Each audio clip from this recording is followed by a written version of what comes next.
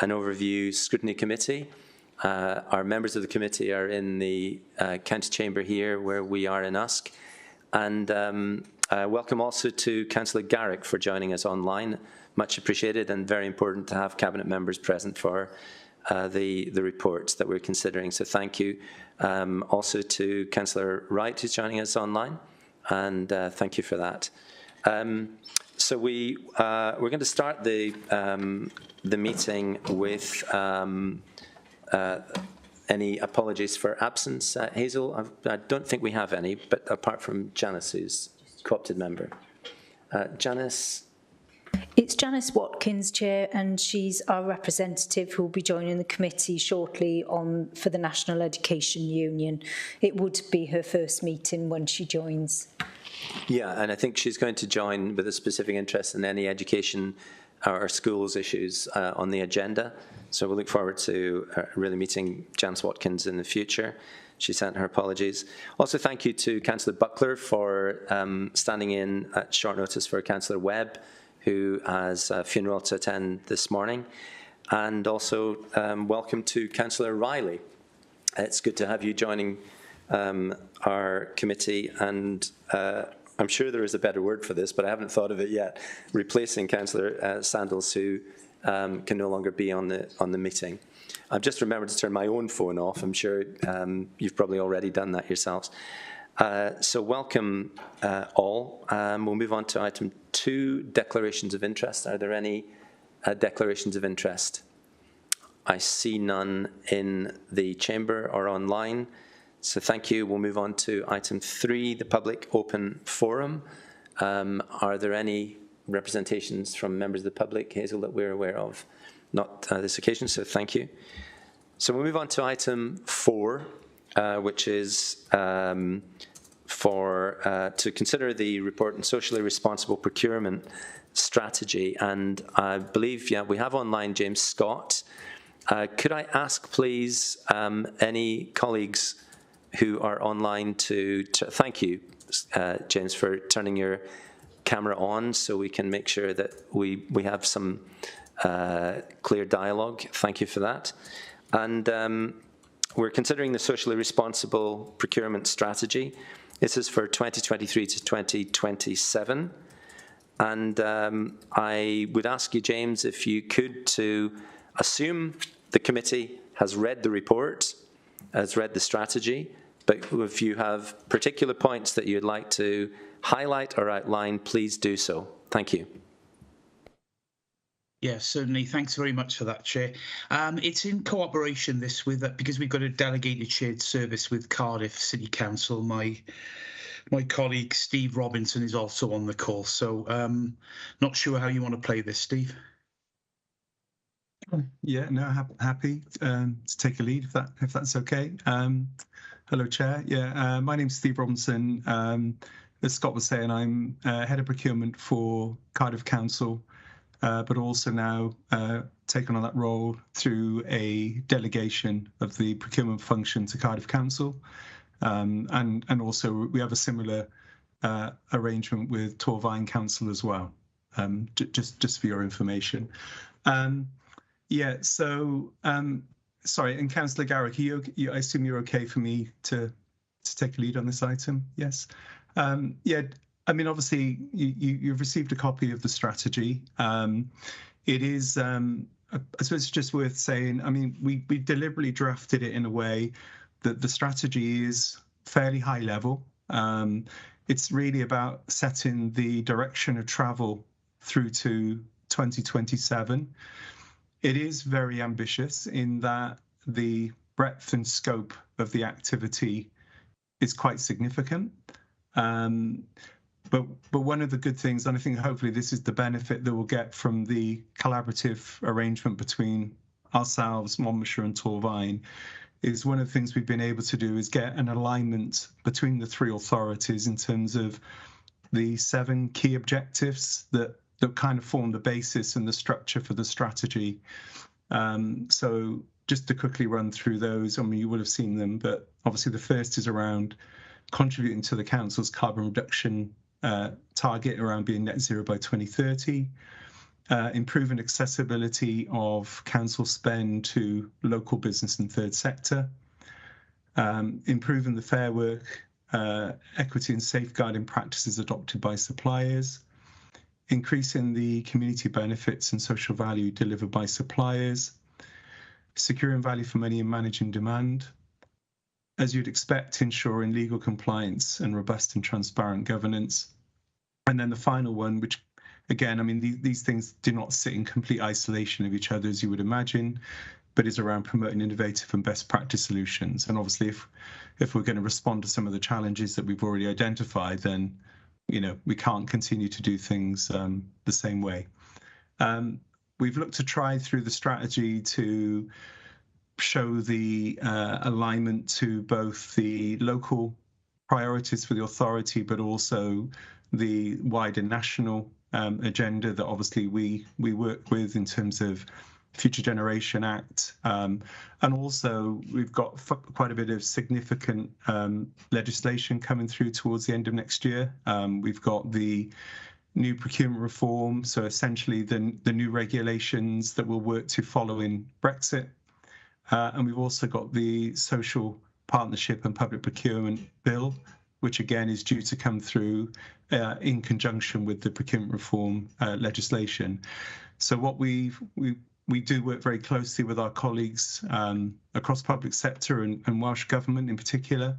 And so what we've looked to try and do through the strategy is really try and future-proof it as much as we can to ensure that the programme of work that we're looking to deliver will complement and hopefully put the three authorities in the best position possible to be able to respond to what we know is likely to be coming down the line. One thing probably just worth highlighting as well is we've attempted to try and keep the strategy fairly high level. And if those of you who've had a chance to have a read through it, you'll note that what we've done is we've, for each objective, we've set out our high level aim. We've also set out what we will look to try and do to support the delivery, but it doesn't actually necessarily include all of the detailed activity and steps. But that will be included in a accompanying delivery plan, which aligns itself to the strategy. And obviously that is going to be something which is going to be a continually evolving and developing document, both as pieces of work are delivered and obviously are removed, but also as our programme of work evolves and develops. So that detail, we do have a draft delivery plan which we've been working through, and we're going to continue to work that through both with members and with officers, and that is something that we could make available to you if you would want to see that at some point. Thank you, Steve. James, did you have anything you wanted to add to what Steve's just run through? Thanks, Jay. It was just a point, I guess, to reinforce that the delivery plan will be something that will be that they align with the objectives of the procurement strategy. And I think it's the intention that we have the delivery plan that the group then, because this is a whole authority approach, as you will see, some of the key strategic priorities within that strategy. The procurement function can enable those to move forward, but it would need a whole authority approach. So I guess that delivery plan that Steve alludes to will need to be iterative, and obviously updated as and when for the duration of the strategy up to 2027. Okay, thank you, James. Thank you, Steve. I'm going to open the meeting to questions from our committee members. I saw Councillor Bond's hand go up. Hi, thank you very much. Thank you for the report. Really interesting reading. You've answered most of my questions now, actually, by saying there's going to be a delivery plan, because it's very much going to ask you about the what and how and the when. and particularly things like are you going to be auditing your suppliers for the fair work, equity and safeguarding practices, things like that. So the only other questions I have then, because you've answered that, and I hope we can see that and it'll come before scrutiny possibly. So on page 1, you said, or it was stated, there was 6 main settlements in Monmouthshire. This is only a, and I wonder where Chepstow is in there, and I wonder whether it's by population or what the statement refers to, please. That's on the first page.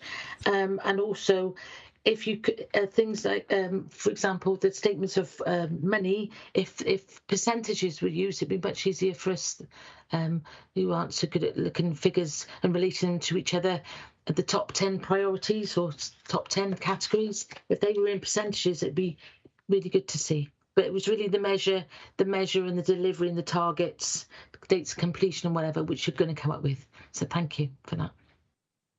Thank you, Jill. I just reflecting on page 1, you are right. That is a typo. I do apologise about that. Yeah, Chepstow should be included in that. I'm not quite sure how I missed it out.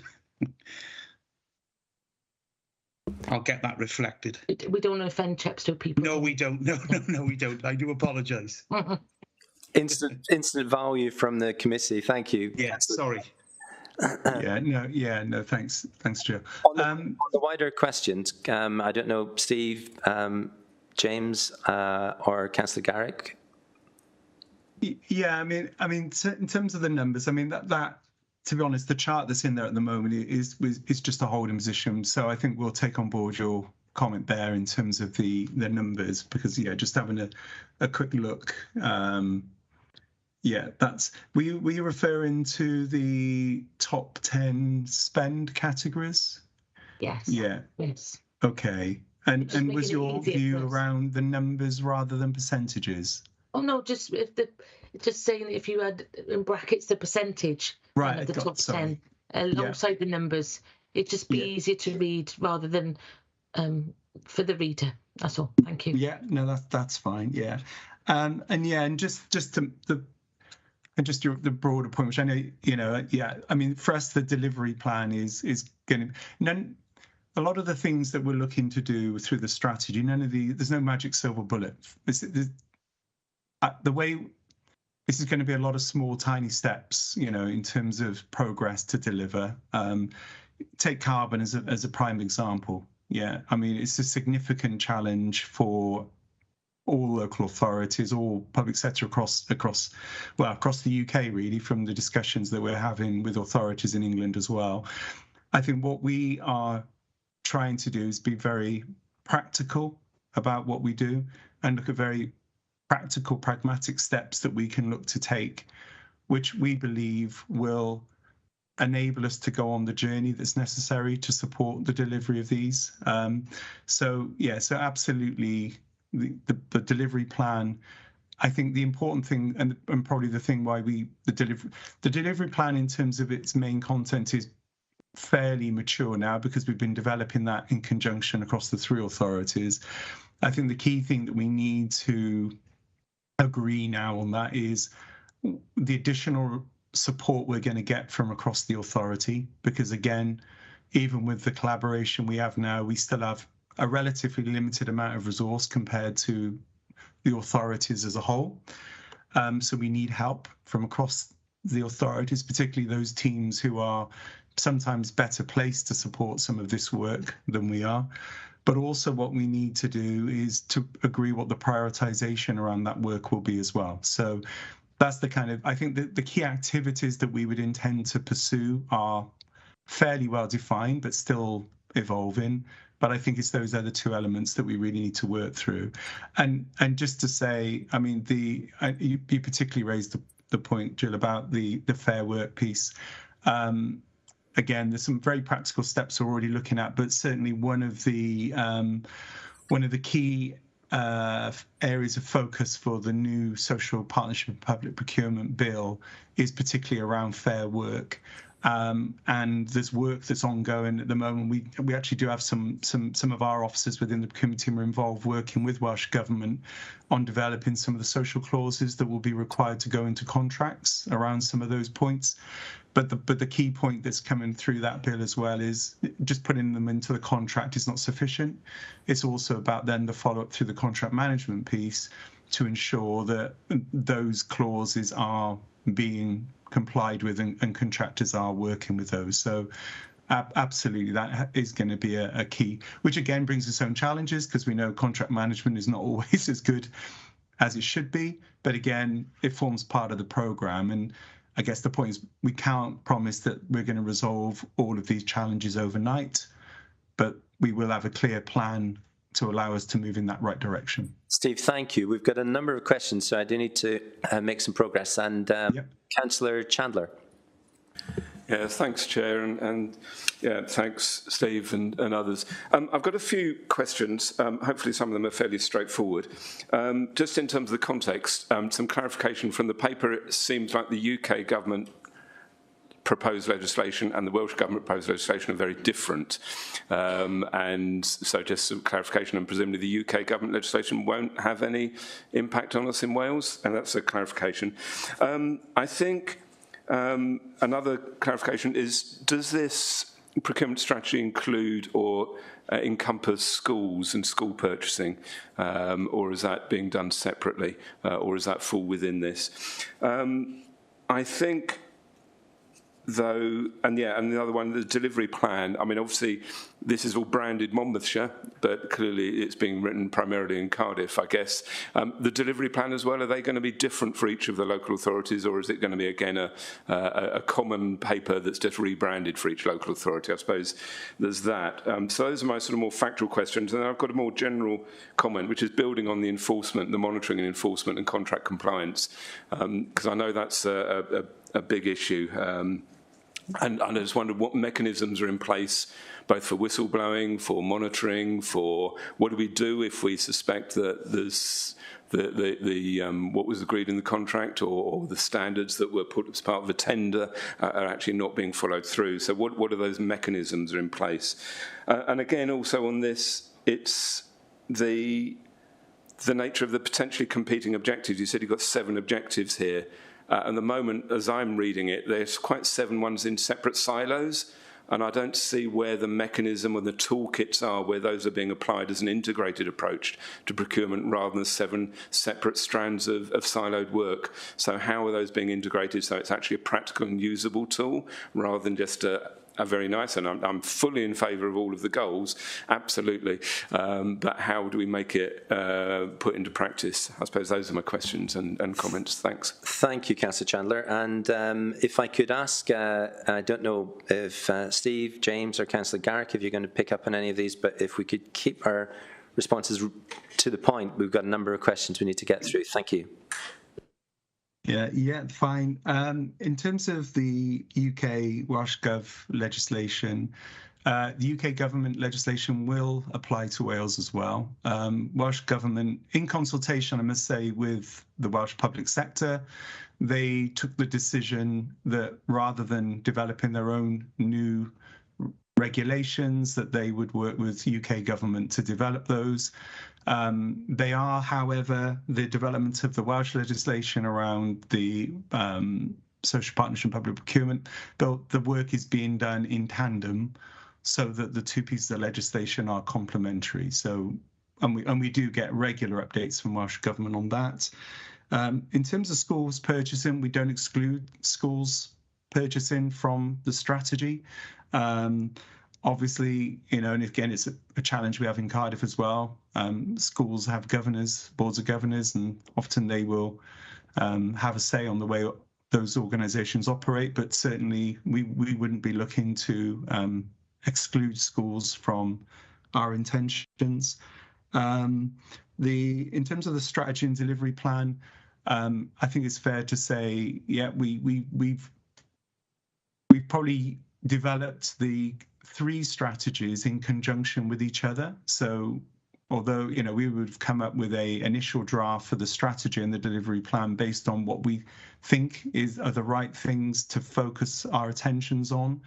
But in the same way that's helped inform the Monmouthshire Torvine, feedback from Monmouthshire Torvine has helped inform the Cardiff strategy and delivery plan as well. And we really think that's kind of where the benefits of the collaboration come from. We don't see this as a one-way thing. We definitely see this as something which comes back and helps. And actually, often what we're trying to achieve is the same things. It's the similar actions. The thing that may be different will be the current position around maturity. So things like social value, where we think Cardiff is quite advanced in some of those areas. The beauty is that we can bring some of that learning to the benefit of Monmouthshire and Torvine much more quickly than if they were to start on that journey themselves. In terms of monitoring compliance, again, I think one of the pieces of work that we've been doing with Monmouthshire is looking at some of the kind of governance process key controls. There are a few pieces of work that are ongoing within the authority. Some of that, again, we have quite a robust governance approach within Cardiff, sometimes a bit too robust, if I'm honest, but we are picking elements of that we think Monmouthshire would benefit from. And again, in conjunction with the strategic leadership team, we are gradually looking, the process of how we bring some of those in. And that will be linked in with around development of delivery of training, but also development of some of the key sort of documentation and processes and work we're doing. And I guess it's through that work, it's through the practical application. I mean, the strategy is a strategy, the delivery of the strategy will undoubtedly result in either an alignment and coordination of existing policy within the authority or potentially development of new policy, but it will also involve the development of new tools and education to ensure that what we don't want to do if we're looking, particularly through the planning process for any tender, and obviously that's where we would look to draw a number of these themes together, whether it be around opportunities around carbon reduction or whether it's about the inclusion of social value within tenders. So we are very much, practitioners. So in all of the work we're doing, we're very much focused on how we practically bring that together. And contract management is a key area where, again, we've done a lot of work in Cardiff around that. And again, we need to walk before we run, but we've got some clear thoughts on how we could look to introduce and implement some of that within Monmouthshire. Thank you, just come Steve. back and follow up just briefly. Yep, Ian, just brief if we could. Because I think that's all good. As I said, it's work in progress. I suppose it's back to the relationship between Cardiff, Torvine and Monmouthshire. I just wonder whether it would be more, in terms of our role as scrutinising the performance, if we're seeing this as a Monmouthshire paper and what we're scrutinising, actually a lot of the work isn't being done in Monmouthshire, would it be more transparent and honest for this actually as a strategy to be a Cardiff Monmouthshire Torvine strategy and branded as such, as a joint purchasing consortium strategy, rather than as rebranded as individual councils? Because I think that might help us to be clear on accountability and how we're holding people to account. Delivery plans maybe could be separate, but I think the strategy might be better seen as a more common venture. Thanks, Councillor Chandler. And again, Steve or Councillor Garrick or James, have you any comment on that? Yeah, I mean it's interesting actually, because we did have that discussion ourselves, and it was felt that, and to be fair, Welsh under the new Social Partnership Procurement Bill, it will make it a legislative requirement for an authority to have a procurement strategy. So it's one of the very specific things they're requiring, and they're not opposed to multiple authorities having a shared strategy. I think we, though, felt that as we enter into this venture, that we would look for 3 separate strategies. I guess what we didn't know is the extent to which we would want to, I guess, some of the nuances within the focus of the strategy and how they would want to be different. And certainly the feedback that we've had to date in terms of the work we've already done in fine-tuning those strategies, I think the authorities have appeared to appreciate the opportunity to ensure there's a clear focus for their particular authority. But I think it's something certainly that we can look at for any future revisions that we do. I think the thing to bear in mind is, whilst we might want to go for a single strategy, it's all reliant on all three authorities wanting to do so. Yeah. So there's that aspect of, common agreement, but whether or not Monmouthshire could express itself in that way independently of the others. But it's clear that you've considered that. I'd like to move on to Councillor Keir, who has a question. And if I could ask you to lower your hand if you have had your questions. Councillor Keir. Thanks very much, Chair. Hopefully some brief questions. On page 9, you're stating some data there, the local spend and breakdown, and that also then links into monitoring of that in the future. Where's this source data come from? Is it available for us to look at? I'm just wanting to make sure that it's balanced and that maybe there's not favouritism going on in this spend. And will it be reviewed on a quarterly basis, or on what basis is it being done? Question then on page 15. You said that annually the council spends 98 million on the acquisition of goods and services and work. How does that compare in previous years and projected? Is it up, down in that regard? And my final question in relation to the key enablers. We know within the council there's been a high turnover of staff, etc. And you talk there about having the right mix of skills, etc. Is that already in place? Is there a shortfall? Do you need to invest in the staff? And where are you in terms of staff turnover? Thank you, Councillor Keir. And again, Steve or James, Councillor Garrick. Yeah, I mean,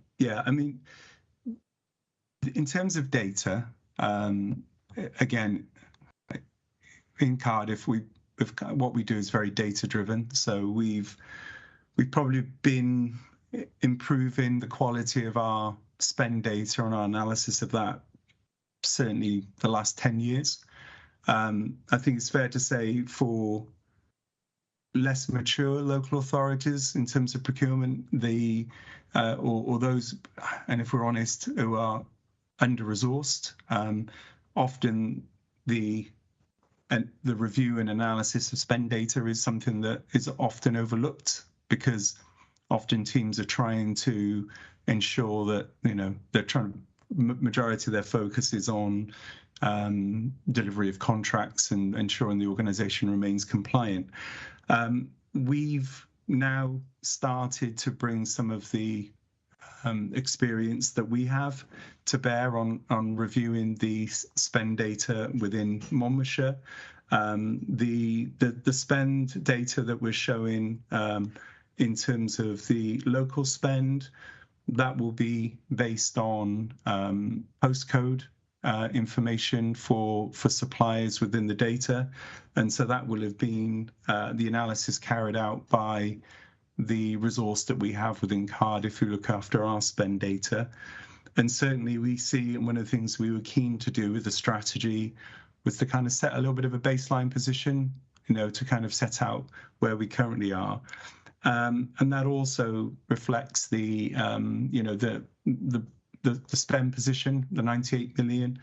That is fairly consistent over the last 2 or 3 years. But again, one of the things that we will be looking to do is improve the quality, reliability and access to data. So certainly we've already, we use a tool called Power BI to present a lot of the spend data. And we've already provided a first iteration of that to the strategic leadership team within Monmouthshire. But that's something that we will be looking to improve and refine upon over the next year. In terms of the key enablers, I guess probably, if we're honest, recruitment and retention of procurement officers within local government in Wales is probably one of our most challenging issues at the moment. Typically, we're finding that outside of local authorities, people can earn 10, 15, 20,000 pound a year more. So what we've done in Cardiff, and I think, again, part of the reason I think why Monmouthshire and Torfaen both chose to work with us is we've proactively run a programme working with University of South Wales. We've got a student placement programme we've been running for 7 years now, where what we look to do is to bring 2 students through on their gap year, their year in industry, to come and work with us. And as a result of that, we've been able to continue to recruit, but very much on the basis that we grow our own. So, because the reality is, we know if we go out to open market, then we're not going to be able to recruit people to the kind of required standard and expectation that we would have. So I can't pretend it's not a challenge. We actually are out for 4 new category managers, and the closing date is today. So hopefully we will. We would imagine we'll have a number of internal applicants, strong candidates for that. But again, it puts us in the strongest position we can probably be, given the challenges within the recruitment market at the moment. Steve, thank you. Councillor Keir also asked about the movement of expenditure. Is it moving up? Is it moving down? Have you any additional points on that? No, like I say, broadly the same. So sort of £100 million. That's generally the same. Okay. And generally where we see growth is based on capital programs and delivery of capital programs. Okay, thank you. Sorry, Chair. Could I just add to that? With regards to the question that was asked about the mix of skills, I think it's probably incumbent on Steve and myself and all of the authorities involved in this collaboration over the next years to work on people's skill basis, because we're very conscious of the fact that we all need a lot of training with regards to carbon capture, and some of the conversations that will be going ahead with some of the large industries about carbon reduction plans and how we interpret what they're doing to reduce our carbon capture. So I think we're more than mindful of the need for additional training, and that's not just across carbon, that's across other areas of the industry as well, and especially in terms of contract management and areas such as local spend, because I guess it's incumbent on our devolved budget holders to ensure that they understand the market in which they're procuring, to make sure, I guess, that we have the potential to spend more of our Monmouthshire monies within our localities. To move on, thank you, to Councillor Pavia. Question. Yeah, thanks, Chair. Thanks, Steve, and thanks, Scott, for presenting. I just following up really on Councillor Keir's point, and I think one of the sort of key objectives of the contract with Artabian was that obviously in the short term that having that knowledge, expertise and capacity was really going to be beneficial for the authority, but over the longer term that we would look to grow our own and develop our own capacity and capability. So just understanding, will the delivery plan touch on those key enablers? Will that sort of cover some of that development of our workforce, or will that be in a separate paper? In terms of SMEs and third sector, I think probably their biggest bugbear would always be, having the clear communications between the local authority and themselves, particularly in the understanding the tender process and having the opportunity to bid, that they have a fair crack at the whip compared to some of the other bigger players in that market field. So has there been any co-production or any feedback in terms of those SMEs and third sector from our authority area on the shaping of the strategy? On the just understanding the baseline data on page 9, you've got obviously a breakdown of local spend and you sort of cover in terms of the definition, the sort of geographical areas. I've got about 57% is within, sort of Monmouthshire, Gwent region or Cardiff Capital region. Just understand that 43, 44%, is that English borders? Is that wider UK? Is that even offshore? Potentially looking at things like IT, we could be offshoring, but obviously there's potential risks in that as well.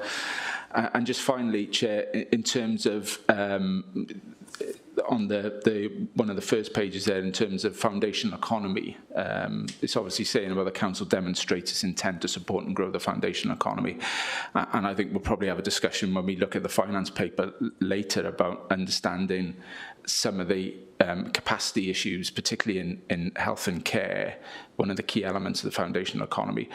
What is our, and probably putting Stephen Scott on the spot here, what is our thinking in terms of trying to grow that commissioning market locally, or would we be considering more rebalancing, more in-house provision longer term, which may help us in terms of our financial position, particularly thinking of agency costs, etc., longer term. So, thanks, Chair. Thanks, Councillor Pavey, and across back to Steve and James and Councillor Garrick. Yeah, I mean, certainly.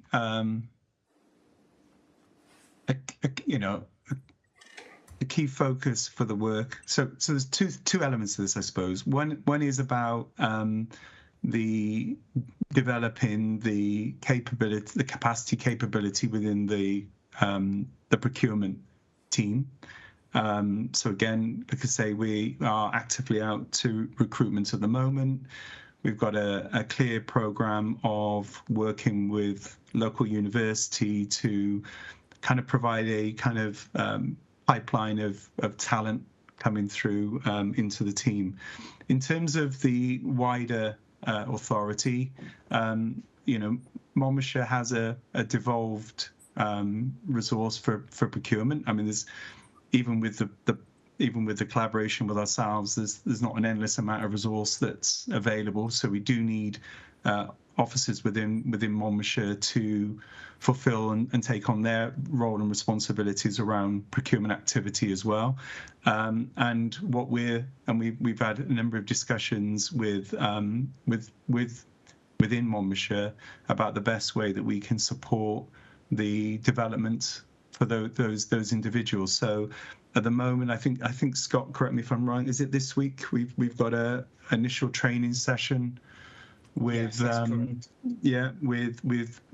select key officers across Monmouthshire who, from Scott's experience, are regularly involved in procurement activity to support their development. And actually, we very much said that the training session has been badged very much that, really looking for their feedback before we roll out wider. So are we targeting the right kind of information that they need?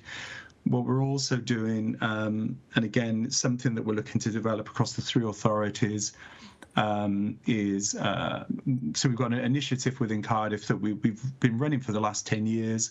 It needs a bit of a refresh in Cardiff, which is called Buying Responsibly, and it's really about trying to provide information in the right level of detail, depending on the nature of the activity, whether you're just doing low value ordering and buying, or whether you're actually involved in larger value tenders, managing large contracts.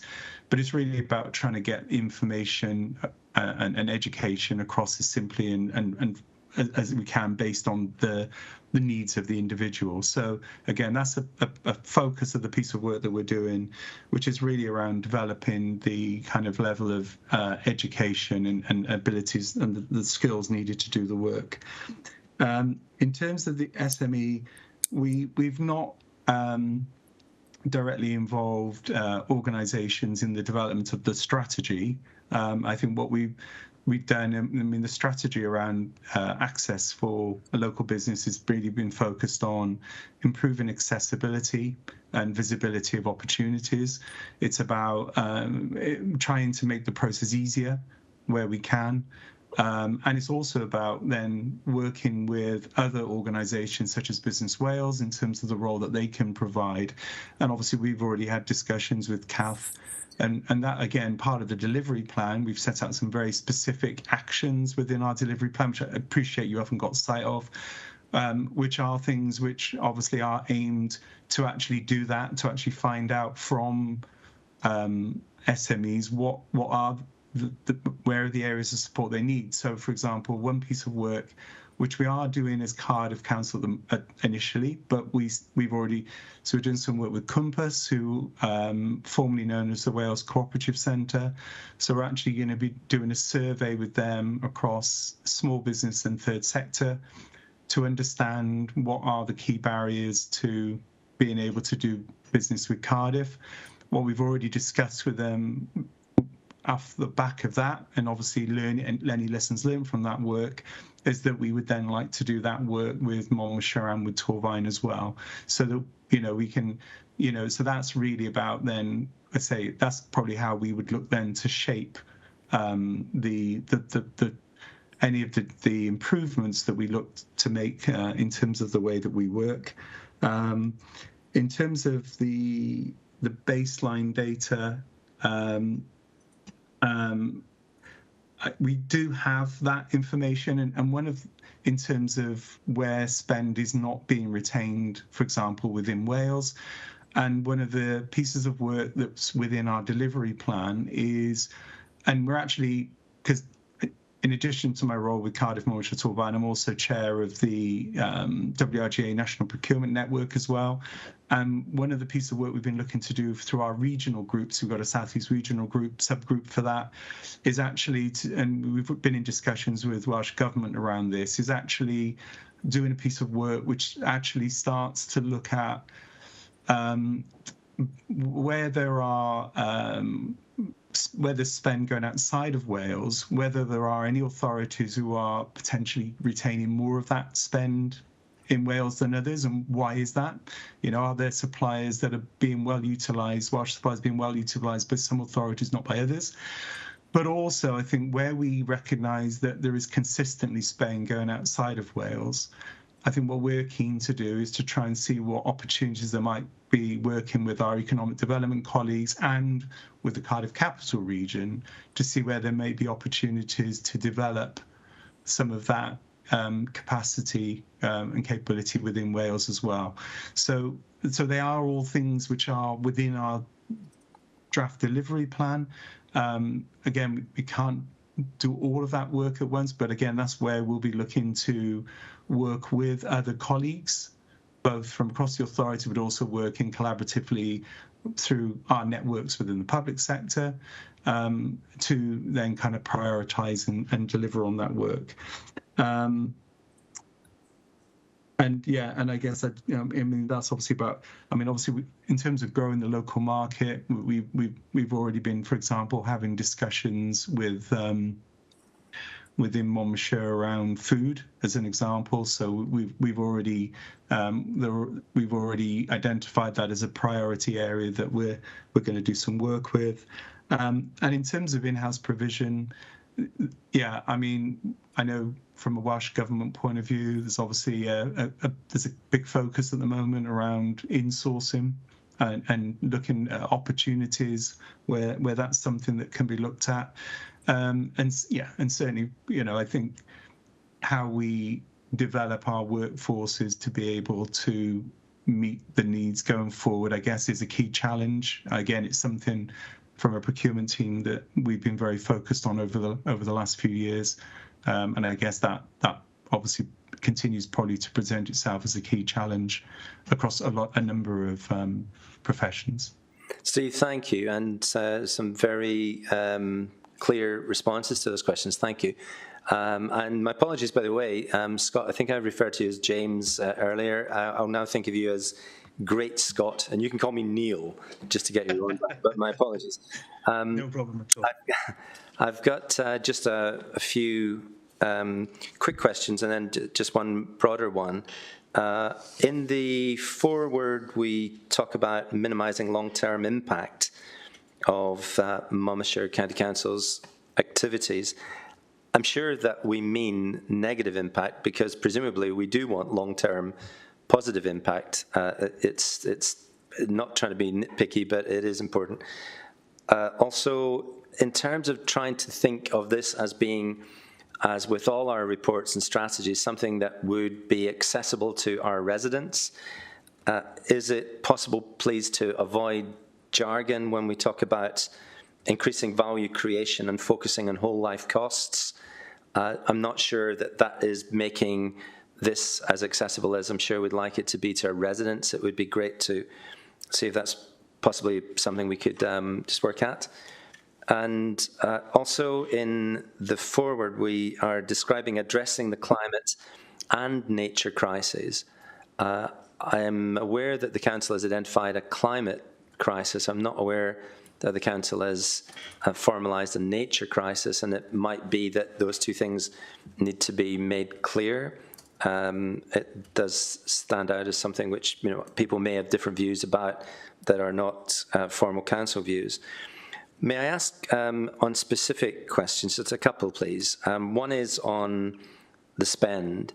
You've described this 98 million, of which 17 million is on human resources. Could you just unpack what that 17 million on human resources is, please, and how that sits within the wider HR spend of the authority? And the second one is really about the collaborative work that we've been engaged in since 2021 with Cardiff and with Torvine. Has enough time now passed for you to be able to point at any successes, any clear rationale that we entered that arrangement that is now playing out to the benefit of our council and to our residents? I'd appreciate your responses on that. Thank you. Thank you for the we'll pick up some of those drafting points that you've raised there. So thanks for those. Human resources is quite a broad category area, so it will include areas like, for example, spend on agency staff. It will include also quite a diverse range of different contracts for a range of kind of professional services. It is something that the category structure that we use there is the one that's used by, it's a category structure called ProClass, which is used by Atomis, which in turn is a Welsh government sponsored national spend analysis system. So that's where so the data goes from Monmouthshire into Atomis and then comes back to us. So it is something that we have discussed, actually. So it's interesting you pick it up, that term human resources, because it could be difficult to understand what that would be. So I think that's perhaps something we just need to take on board and think about whether that's being described in the most useful way. So I think, but those are typically the type of activities and resources that are involved in there. In terms of then the collaborative work, I mean, obviously there's been a lot of work. I mean, have things progressed as quick as we would like? Probably not. I think what we've recognised is there's been a lot of sort of improvements that we've needed to try and build in from, to get from the bottom up to get some of the kind of basic operating models progressed. I think we've been obviously there were a number of things that we focused on. So one was around progressing the development of the strategy, which has obviously required us to get a far better understanding of the current position for the authority. Other elements of that have been around improving the visibility and reporting around procurement spend data. We've been doing a lot of work around looking at some of the key underpinning governance and procedural activity, and also some of the training. And some of that work has been slower than we would have liked, because we had hoped to be able to link it in with some technology developments in terms of some of the underpinning processes, but unfortunately, some of that work has been delayed. But it's probably fair to say there's a lot of that work that's been progressing, and is and will come into fruition over the next 6 months. I think also, I suppose the other key area that has been obviously around supporting the delivery around the contract pipeline as well. Again, because recruitment has been a challenge for us, then we've not been up to the full resources. But again, we've got a recruitment process which is ongoing as we speak, which we think will put us in a stronger position, certainly going forward into next year. So we think there's some good progress being made. Would I like to have seen more progress made? I probably would, but we are keeping the strategic leadership team updated on progress there as we go forward. And certainly we feel that there is good, steady progress being made. I think around things like carbon, social value, I think, again, we've been having conversations and discussions with key people across the authority around those. And again, I suppose the point would be in a lot of those areas, the learning that we have been doing is for the benefit of all three authorities. If you take something such as carbon, it's an interesting area because we're all learning and trying to find our way at the same time. I mean, whereas some areas there will be some authorities, organisations who are maybe far ahead of others in terms of progress. Carbon is one of those areas where I think we're all struggling. However, I think that we, in terms of where our thinking is at and in terms of the focus of our work and the knowledge that we've acquired over the last, for example, 6 to 12 months, I think we're in as a stronger position as anybody across the public sector in Wales. And I think probably if you were to speak to colleagues within Welsh Government, within our own local authorities, within expert areas and organisations such as RAP, who provides circular economy support to Welsh Government, they would probably, they would be of a view that our thinking is as advanced as anyone. So I guess the challenge for us is that intention and planning and clarity of where we want to go. It's the key thing now is turning that from our intention, our plan, into reality. Okay, Steve, thank you, and thanks for that very full response as well. We'll need to move on now, and it's just on that final issue to bear in mind, please, that the residents of Monmouthshire, when they ask us about something like this, or when they read about this, if they turn to the committee's work and the council's work, they naturally want to know why we've done things and what the benefits are. And I do recognise this has been a very unusual period of time, but that what you've just described is actually quite a lot of process and learning. And we're now in a period of very, very hard decision-making around cost management. And so our residents may well want to ask us about, what role procurement is having in all of that. But thank you for all those responses. I'm going to move on. Sorry, Scott, did you want to come in? I need to keep it brief if we may. Certainly. Just to give you a little bit more confidence, if I may, we've got a session with Performance and Overview Scrutiny Committee on the 17th of January, which looks at procurement performance. So yeah, just to keep that in mind, it's only 6 weeks away, so that we can clarify our thoughts and document some of the successes that we've made during that time. That would be great to have that follow-up. Thank you. Okay, we're going to move on. I'm very much aware that Councillor Garrick has pressing meetings to attend, and that if Councillor Garrick, if this works for you, we'll flip around the agenda to bring item 6 forward and deal with item 5 after item 6. Would that work for you? That really would. Thank you so much, Chair. I really appreciate that. Great. So we'll move on to item 6. We'll say thank you to Steve, thank you to Scott, and for some very comprehensive responses as well. Such an important area. We'll move on to item 6, which is the budget monitoring report. And Jonathan, you may, I don't know if you'd like to come down and sit down here with colleagues. As Jonathan Davis is doing that, I'm just going to say one or two words. First thing being to thank Jonathan and your colleagues and Peter Davis, the director, for responding to my request at the last meeting that we bring forward the reporting of the budget monitoring. Otherwise, we would have been looking at month 5 right now, not month 6.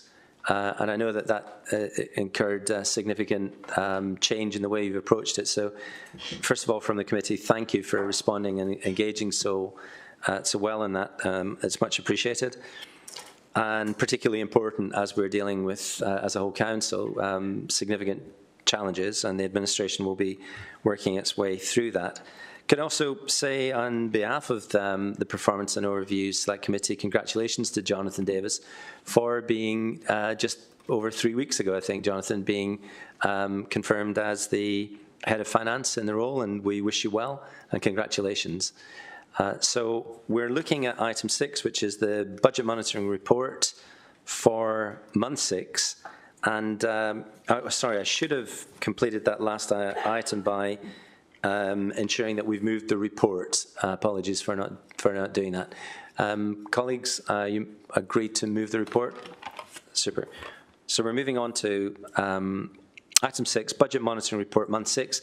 Jonathan, were there key points you wanted to raise and highlight before I open it to colleagues for questions? Thank you. Thank you, Chair. Good morning, everyone. I think, Chair, maybe at this stage, I know Rachel Garrick may have pressing commitments. I don't know if she wants to come in first, maybe just overarching view on the month 6. Yeah, I can pop in if that's okay, Jonathan. Thank you ever so much. So everyone, you've got the month 6 outturn report in front of you. As we're returning very promptly to scrutiny, which I wholeheartedly approve of. We haven't had a lot of time to digest the content, so for overview, you'll see that our in-year shortfall has increased from 8.8 to 9.1 million, which is a deterioration of £355,000. I think it's important to have the context that we're not alone in this position. I could list councils up and down Wales, in England and Scotland that are all announcing similar and larger shortfalls. Similarly, I could list council leaders, both Labour and Conservative, who've been calling for additional funding for Westminster, which would then obviously be translated to Barnet consequentials for Wales. And they're doing that to avert a crisis in public funding. So we do need to be clear, this is not just a Monmouthshire problem. This is not just a Wales problem. This is a UK public finance issue. However, we do need to consider clearly and accurately and with a view to balancing our shortfall on the budget for a year. So our principal pressure remains as it was in month 4, which is around children's services, particularly high needs placements. This has increased a further £880,000 from month 4, and that's now sitting at a £4.4 million overspend. There's also an increase of 194,000 in meeting homelessness needs, which puts the council at a £1.5 million overspend in that area. That's been offset by a number of favourable movements. Significantly, and I think we need to bear this in mind, the level of ongoing staff vacancies that we're carrying as an organisation or being held in the workforce. We are operating a very lean council at this stage. So your report provides a breakdown of the key background to the financial situation, showing where last year's budget saw risks realised and also surpassed in areas such as social care, children's services, and crucially staff costs associated with the higher pay offer, which is linked to the increase in real living wage and the increased in cost of living, which I believe inflation is sitting at over 11% as of last month. The report also provides a recovery plan for you, which you can find in table 3 of the report. It also details the need for the SLT to closely monitor spend and budget, particularly in the key risk areas of children's services, adult services, and in housing. I'd like to make it clear that my expectations go much further than this, that I expect the output of that monitoring to be presented to myself as portfolio member regularly, and for it to be reported to the Cabinet regularly. The report is also clear that we have ongoing risks and the impact on schools is very high, with a further 7 schools predicted to fall into deficit by year end. Our recovery plan itself, detailed in Table 3, includes the use of £5 million of revenue reserves. And again, we need to bear in mind the brevity of this situation. We're using reserves which are not high. We're in the lower quartile in Wales on revenue reserves. We're not a well-reserved council, and those reserves are very, very finite. We're using 1.27 million from the Capitalisation Directive, again, a very finite resource, an additional £700,000 from funding, and then finally £2.185 million from the reduction of services and cost moderations. Jonathan, I'm happy to hand over to you at this point as also the expert. Thank you, Chair. Thank you, Councillor Garrick. I think you've covered the salient points quite well. I think the only thing I would add is probably as you finish there in terms of that ongoing risk and the operating environment that we're working in at the moment. We have to have an eye on the complexity of demands coming through in the current environment.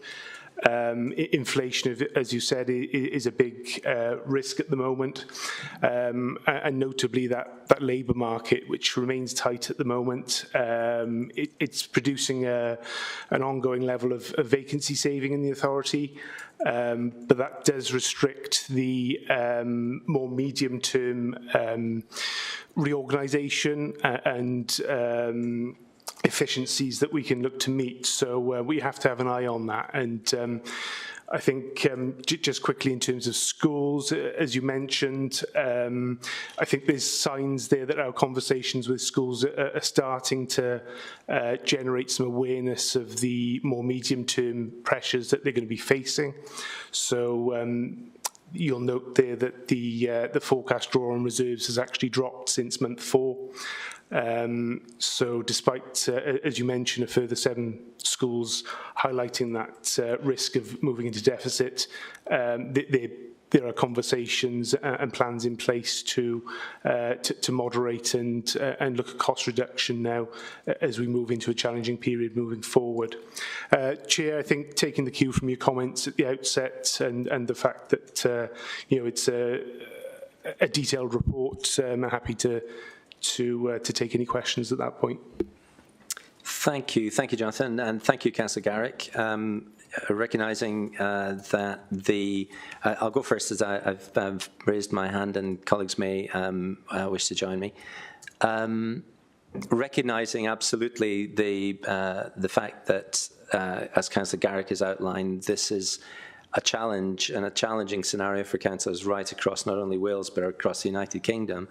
But recognising too that every council needs to find its plan and develop its plan to deal with its particular challenges locally.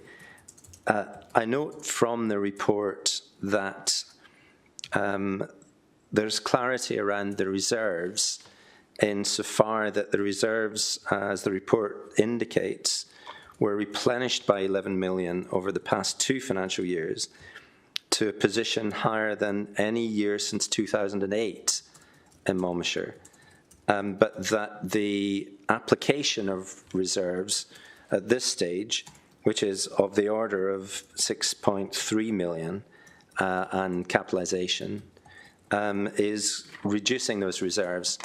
I'm trying to understand just what element of the planned reserves as we plan to end this financial year would be at in terms of usable reserves. Is it 16.6 million, as indicated in the report, that would be usable reserves? And the report moves on to say that this will reduce further next year to a planned reduction down to 9.3% of net revenue. So are reserves the principal tool that is being applied to deal with the expected and the currently forecast cost overspend? That doesn't sound like the word used in the report as a description as a robust plan. I say that alongside the question of the redesign or changes that may be being applied to the delivery of services, and fully recognising that this is very difficult for every council, certainly not looking to minimise it or suggest otherwise. But really looking at this, it's indicating just under 2.2 million is going to currently come from reduction in services or service design changes. They look like they're principally unfilled vacancies. It would be helpful to unpack that a little bit more, and whether or not that is an area that needs to have much more significant redesign in order, because how else are you going to deal with this set of challenges? And just the third question, if those are accurate current forecasts, the diminishment of reserves and the application of holding on vacancies as a principal element of redesign of services, it will presumably leave the administration looking at council tax increases. And what are the current projected plans for council tax increases for next year, recognising that this is now the subject of a great deal of public discussion across the country, and that in England there is there's been a raising of the limit to 5% just last week for council tax increases to be made.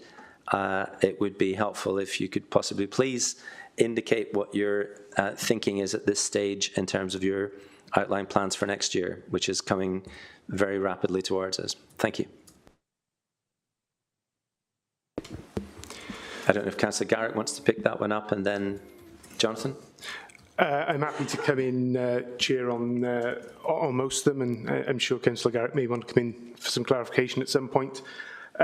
So in terms of the first point around reserves, I think it's important to note that the replenishment of reserves over the last 2 financial years were specifically due to the additional funding that was provided by Welsh Government, and they had identified budget risks that authorities were going to face as they came into this financial year, notably around social care, income losses, and some of those pandemic implications and impacts that were remaining and impacting on authority. So, we always had an expectation that reserves were going to be needed to cover the additional expenditure this year.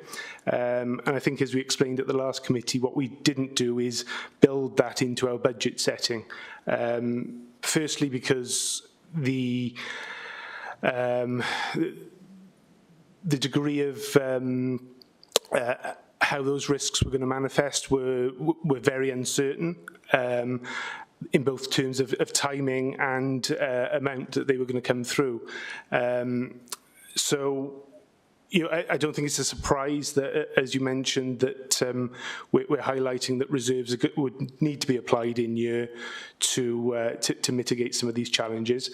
To clarify, in terms of the reserve section in the report, and the specific question about the level at the end of this year, if we utilised reserves as outlined in the in the budget recovery plan, that would leave revenue reserves currently at 21.6 million. What we've tried to show in the chart there is that further projection and further risk, I guess, if I guess this is for illustrative purposes only. if no corrective action was taken as we move forward, I think it's a reasonable assumption to make that, if we didn't take steps to address that position going forward, that we would need further reserve support. So that was certainly for illustrative purposes only, but to give a flavour, I guess, of, as Councillor Garrick said, our comparative low levels of reserves as we move forward as an authority. In terms, getting a bit of feedback there, in terms of the second question around the recovery plan, I think looking through it, I think whilst there is a degree of holding or continuing with vacancies within the workforce, that isn't the significant part of the recovery plan. I think the majority of it would be where services have identified alternative or flexible ways to generate further income, be it through grants or through relationships and agreements with joint partners. So I think this kind of links to the third point, Chair, in terms of the ongoing vacancies being held. We will, of course, have started conversations now with services around what that medium-term picture looks like in terms of their service models. Given the onward budget deficit that we have over the medium term, those conversations need to be developed quickly. To clarify, we Cabinet have not considered their council tax levels for next year. We're going through the budget process currently with lots of uncertainties at the moment in terms of both funding and cost pressures for next year. Notably, the autumn statement last week will have implications for funding for the authority next year and over the medium term. And similarly, the Welsh Government budget that's due to be published on the 12th or 13th of December will provide further clarity for us. So, whilst we can make planning assumptions around council tax levels, all of those things need to come together through the process for us to be able to garner what that rate may look like next year. But I don't know if Councillor Garrick wants to come in on that specifically around council tax. Councillor Garrick, I don't know if you want to come in on any of those points, but yes, thank you. Sure. As Jonathan says, this is Month 6, not the MTFP, which we're currently going through the budget setting process, and that will inform council tax. There's a couple of things that we should consider. One, we are in a position where a lot of risks have been realised. Unfortunately, we chose last year on a 2.95% increase when we started the budget planning process. That administration knew that inflation was at around 5.1% and that it climbed by the time they set that budget to 7% and chose not to address that within their own council tax. Going forward, I think we also need to appreciate the scale of what we're talking about. We're not talking about something that's going to be fixed by any kind of council tax rise. 1% on council tax will give us about £700,000 per percentage point. That is not going to see the deficit that we have announced, shortfall we have announced on the expected budget for next year. So I think it's somewhat of a red herring to be discussing council tax financially. What we need to be discussing is the funding and some of the harder decisions that we're actually going to have to make around services in that plan. But again, that is for the budget discussion rather than the Month 6. I think our position here for scrutiny is very much where we are at Month 6 and how we get to the end of the year with a balanced budget. Thank you, Councillor Garrick. It's interesting that you refer to this as a red herring because, of course, it's the principal thing that I think our residents are looking to the council for as clear and transparent an understanding as possible. I doubt that they would think of it. I think it's important that councillors, to a person, take on the responsibility to discuss truthfully and honestly what council tax can and can't do for residents, rather than trying to perpetuate that conversation as well. Yes, thank you. And just for clarity, did I hear you correctly when you were indicating that the previous administration fixed the council tax increase in March when I think you said inflation was at 7% in March? Yes. Okay. We'll need to obviously... That's the CPI figure for March. Thank you. Okay, so I'm going to move on to Councillor Buckler and questions. Thank you, Chair. At the last People's Scrutiny Committee, the head of Children's Services stated that the service would continue as it has done and it would operate in the same way. Bearing in mind there is such a huge overspend, should this be reconsidered and factored into your future plans? Thank you. Thank you, Councillor Buckler. And over to Councillor Garrick or Jonathan. Jonathan, do you want to detail the exact factors that we've put in for children's services?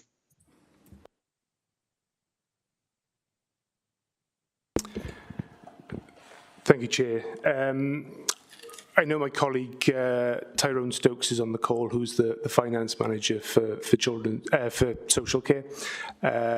So I'm sure he may want to come in off the back of my initial comments. But just to be clear, we've been in discussions with the chief officer for social care, looking at the forward structure, I guess, of social care and what that may need to look like, given our budgetary constraints over the medium term. I think what's clear is that some of those things are going to take a lot longer to turn around than others. So there are immediate steps that we can make to look to gain efficiencies or cost moderation through the services. But we have to be conscious that this is an area where the demands are complex and they are increasing. And to make those immediate changes in that landscape is very challenging. So we've opened conversations around potentially looking at increasing our preventative measures or working regionally with partners to explore other opportunities to look to reduce costs over the medium term. Tyrone, I don't know if Jane's on the call, but is there anything you wanted to add off the back of that particularly? Yeah, thanks, John. In terms of just expanding on what John's mentioned to yourselves this morning, in terms of children's services, the biggest cost drivers in terms of our budget outturn is high cost and complex placements for children and the staffing and mainly the use of agency staffing to cover vacancies. In terms of the recovery or the savings plan that's put forward to you this morning, that has been consulted widely within the children's services operation. It's been driven by the chief officer. Even though some of the things are slow burn, if you like, or take time to gain traction, some of the immediate things that we can look at is negotiations with Iron Bevan and around continuing healthcare funding for some of those high cost placements, and then looking at the service delivery for some of those high cost placements, and whether we can take some out of county placements and whether we can boost some of the in-house provision to try and maybe bring forward some of the work that we've already got planned and see if we can accelerate that in year as much as possible. Mindful that we've got 4 full months left in the financial year, we are still looking at every opportunity we can to try and arrest that spend and try and meet the commitments that we put forward into our savings plan. Thank you. Thank you, Tyrone, for joining us online, Finance Manager. Councillor Buckler, were there any other aspects that you felt you wanted clarity on? No, I'd like to say thank you to you both for that clear explanation, and I'm glad that obviously that you are factoring it in very seriously with the large overspend. So thank you. Yeah, thank you for that, and we are taking it seriously. We know where we are, and like I say, we have committed to that savings plan, and we do know what's expected of us. Okay, Tyrone, thank you. We're going to have to move on because we have a number of questions. Councillor Pavia. Yeah, thanks, Chair. And I've got some questions for both Councillor Garrick and for Jonathan, but Tyrone may want to come in as well on the social care side. Just in terms of understanding the, I suppose, capacity challenge right across the corporate body in chasing grant funding, we've already said the workforce is carrying a lot of vacancies. What is? I'll try to understand that capacity challenge. Sometimes these grant applications can take a significant amount of time, and it can take time away from the day-to-day work. So just understanding that. This is probably for Tyrone. In terms of contract negotiation with providers in social care, what is that looking like at the moment? Are we a contractor's coming back with asking regular reviews? Is that part and parcel of the monitoring process anyway? But I can imagine independent providers who are under significant pressure with their own bottom lines coming back and trying to renegotiate contracts with us. In terms of the disability facilities grants, that's quite a considerable underspend. I know over recent years we were always asked to see if we can top up that particular pot, just to try and understand why that underspend is so significant. Is that delayed transfers of care? Is that sort of delayed assessments through workforce capacity? And I know the stretch of social care occupational therapists is a challenge in terms of workforce. So just to understand that. And finally, in terms of our investment plans for schools, we've got obviously the surplus threshold criterion in 8.1. What is our messaging for schools now in terms of their investment strategies? Are we telling them to slow down? Are we telling them to stop? What is our sort of core messaging with our schools on that? Thank you. Thank you, Councillor Pavia. Can I just add on that schools one? The 7 schools that Councillor Garrett referred to that have also forecast to fall into deficit. How will those deficits be funded as we move out of this year and into next? Just to add on to Councillor Pavia's. Thank you. And Jonathan or Councillor Garrick. Thank you, Chair. Yeah, I can take most of those, and I'm sure Tyrone will want to come in on the contracts position with social care. I think first off, in terms of the issue around grants, it's quite a wide-ranging issue. I guess internally we're providing finance support where we can to allow services where possible to maximise those funding streams. It's very much dependent on the service that we're talking about, because those capacity restraints will vary significantly across the authority. So to give an overall picture would be very difficult. But we're continuing with that finance support, especially over the last 4 months of the year now, where we may see some further opportunities materialise. But I think just to note as well, we're in active discussion with Welsh Government around the specific grant funding that we have, and the potentially to move some of that into core funding to allow us to mitigate some of those wider cost issues and reduce the bureaucracy around some of those grants.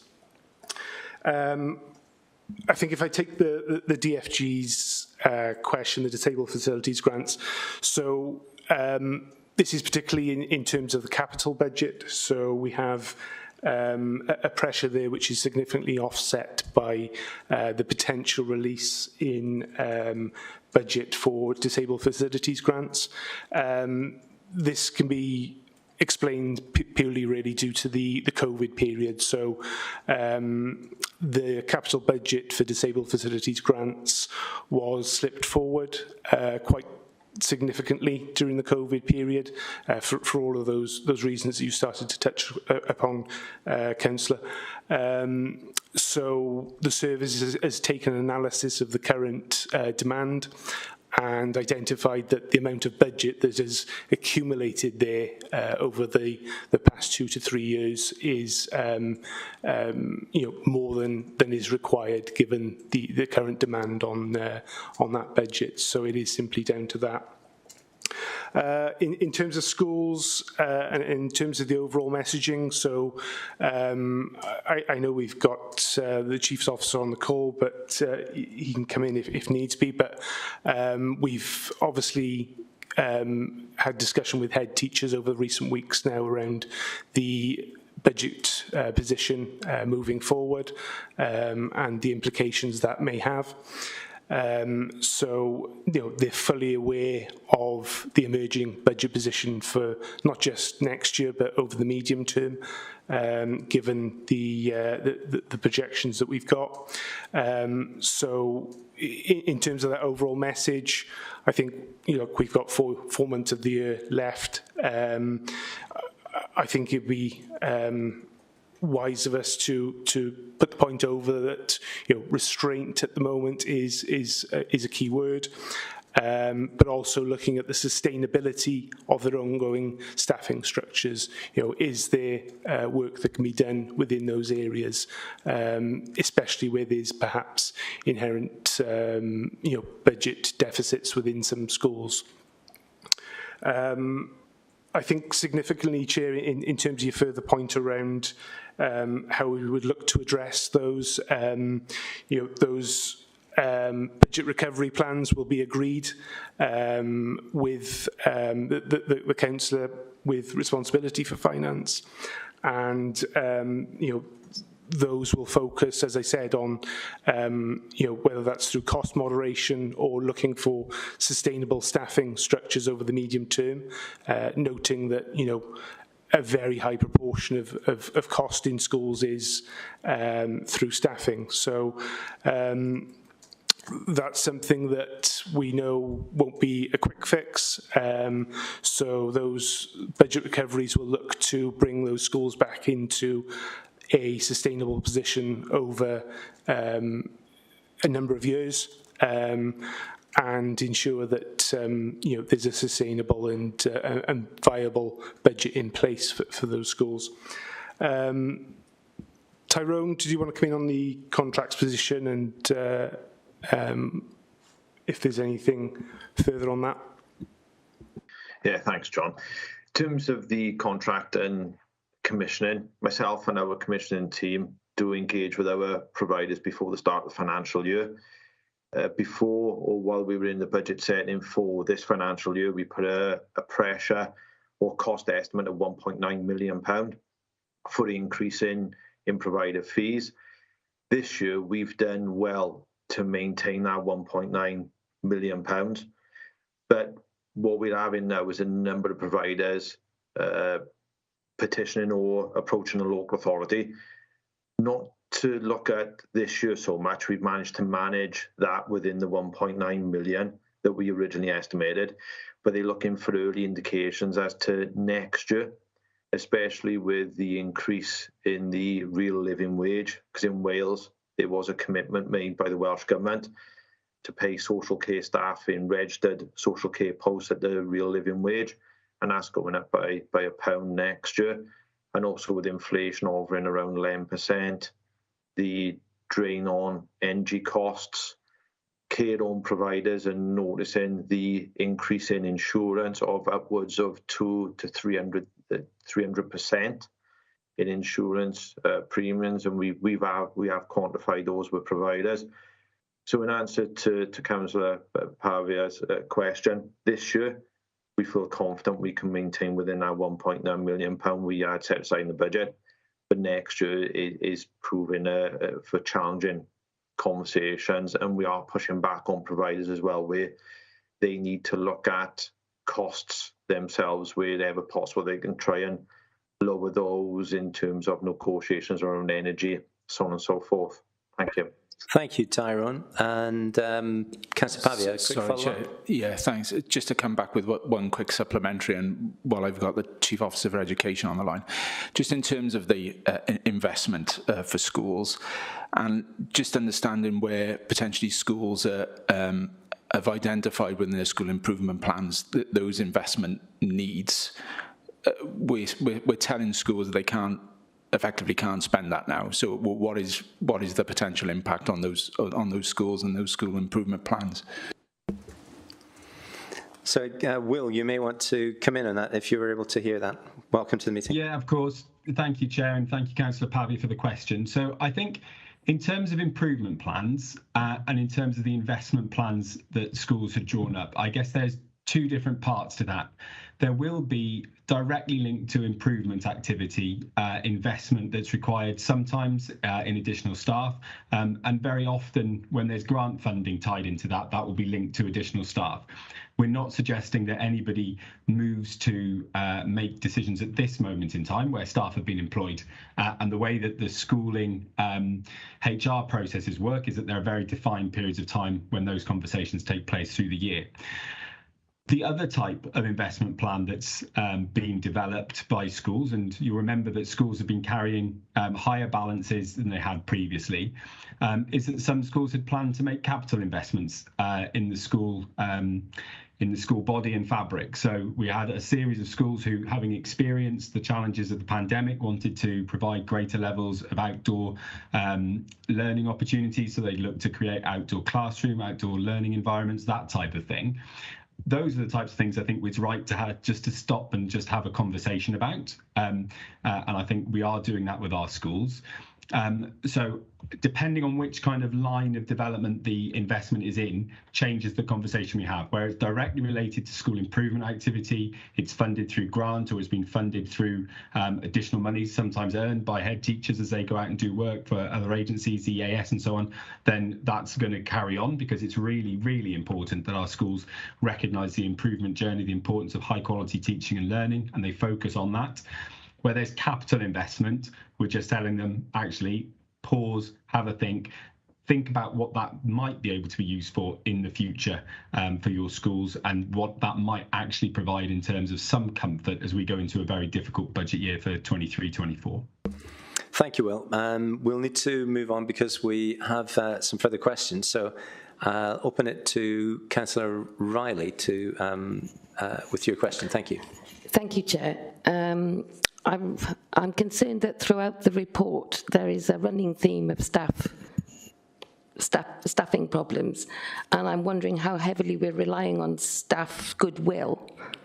And I wonder if there's any data on figures for untaken toil, because if we're over-reliant on goodwill, we may be exacerbating the problem that we've got of staff retention and recruitment. I noticed Tyrone talks about pragmatic and practical approaches to some of the high-cost placements. Again, they tend to be quite intensive on staffing. And I'm just wondering if we are, how will this happen within the current staff recruitment and retention problems? Thank you. Thank you, Councillor Riley. And that's a question that, again, maybe Will as well as Jonathan, you may want to pick that up. Thank you, Chair. Happy to take that initially. I think it's difficult again to give an overriding answer to that, because it very much varies service by service. So, as Tyrone's outlined there, there's a heavy reliance on agency staff within social care, for example. So, that may not be the same across the authority in some other areas.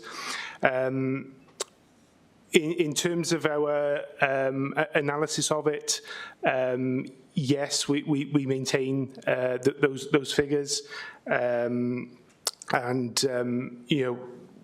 they are captured and there to assess that potential impact.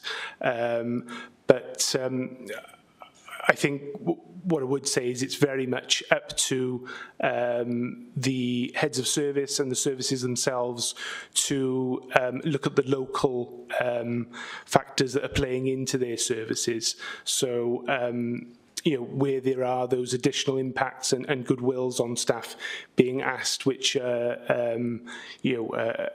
and not a sustainable way forward for well-being on those staff.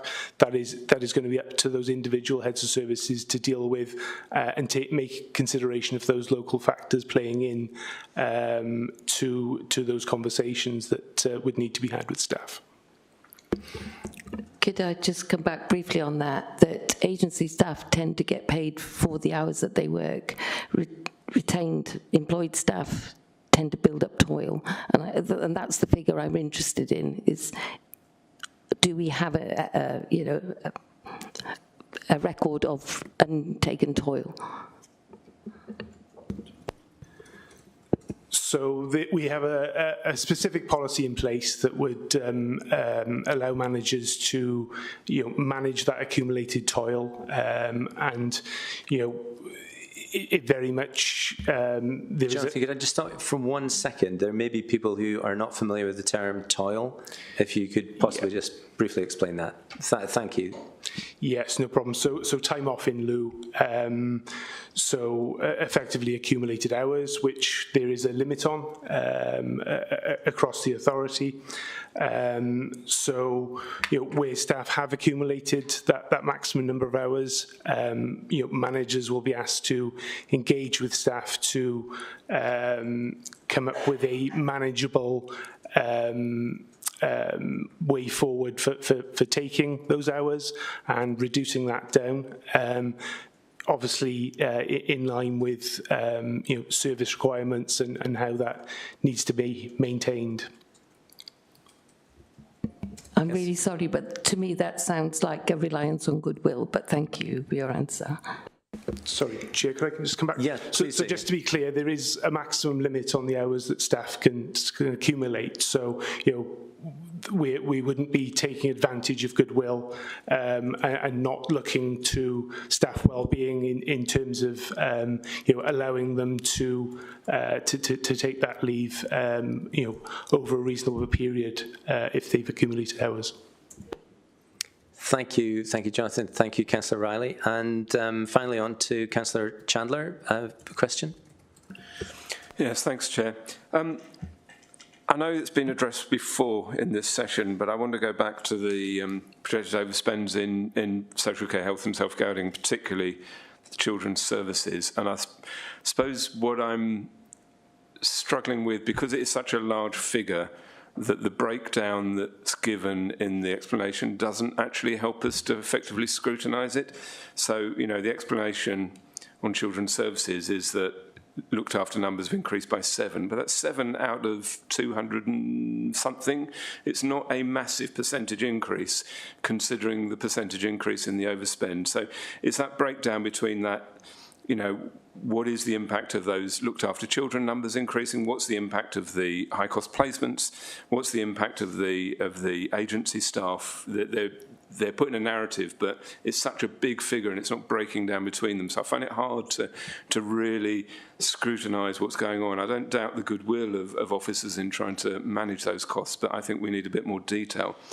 And I think the other one that's sort of almost related to that is Section 7.2, when we're looking ahead at the forecast budget savings for next year, that table 5, where it says, yes, all the budgeted savings are being forecast. It's a little bit too neat, and how do we really hold that? How do we hold confidence in that, given the current position and given the current levels of overspend in this budget, in this financial year? It doesn't strike me as particularly credible. Thank you, Councillor Chandler. I know that at the last month's meeting, Jane Rogers, the director, brought some detailed background about the breakdown of the children's social care numbers, and it indicated the complexity of care was the main driver, not the numbers. But and there is more information there. But Jonathan, you may wish to address that one, or those two questions. I think Chair Tyrone's going to come in first, and I'll pick the other one off the back of it. Tyrone? Yeah, thanks, John. In terms of children's services, the biggest driver of the overspend is high-cost residential placements. And I do agree with the Chief Officer, with the complexity in nature, that does drive up the cost. And just to try and put into some sort of context, those external placements can cost upwards of £1 million per year per child, and is based on not only the social care assessed need, but where there's a clinical need as well, where we've got to do that in conjunction with the continuing healthcare, with an Iron, Bevan Health Board, and with those recommendations, is the supply in the market is low, but the demand is very high. It's been well publicised on numerous BBC, for example, news reports, and it's not just a local issue, it's a national issue around not only the complexity of meeting the needs for these for children, but it's also the supplier market as well is one of challenge. The other cost driver is the use of agency staffing. Even though that's a lower proportion of the overspend, it does increase the cost of the service, because agency staffing does cost more than our employed staff that are on our payroll, for example, and is balancing those needs of the service in what is a challenging environment. I hope that helps to understand or try and put some context onto it. Thank you. Thank you, Tyrone. It's the question, the second question that Councillor Chandler posed that you might want to address, Jonathan. Thank you, Chair. So yes, just touching upon the service budget recovery plan. We've very much maintained the pressure on chief officers to own these plans. It's very much for them to come up with the proposals in terms of meeting those targets that were set for the areas, and we were fair and honest in how we arrived at those targets. I appreciate that probably cost moderation is the most difficult to achieve in the current operating environment for all those issues that we've talked around already in terms of the economic environment. But there are opportunities for further funding significantly and working with joint partners in terms of those negotiations we can have with them around our joint services. I think it's probably useful to note, and something that isn't immediately obvious on the appendix there, that over £1.5 million of those proposals were identified as low risk. So we have some confidence that those are going to come through or are already banked as such, with the remaining amount as a medium risk, so nothing presenting as a high risk currently. So we can have some confidence that directorates are maintaining pressure on those. But I think the one key paragraph that comes out in that covering report is the use of the word at least 2.185 million. There is scope to increase that, and we would hope that directorates maintain the pressure on that to deliver at least 2.185. We would expect to see much more as we go through the year, and we'll be maintaining the pressure on services to deliver on a higher figure than that where possible. So finance teams will be supporting the services and directorates as far as possible with identifying further areas that we can either increase income or we can moderate costs going forward. Thank you, Jonathan. And Councillor Chandler, I don't know if there was any follow-up you wanted to make. I mean, on the second point, in terms of the forecast savings, I mean, probably no at this stage, because I think that will come through later on. But I think it is, helpful to have highlighted that risk element, which I do see is later on in one of the appendices. So thanks for that.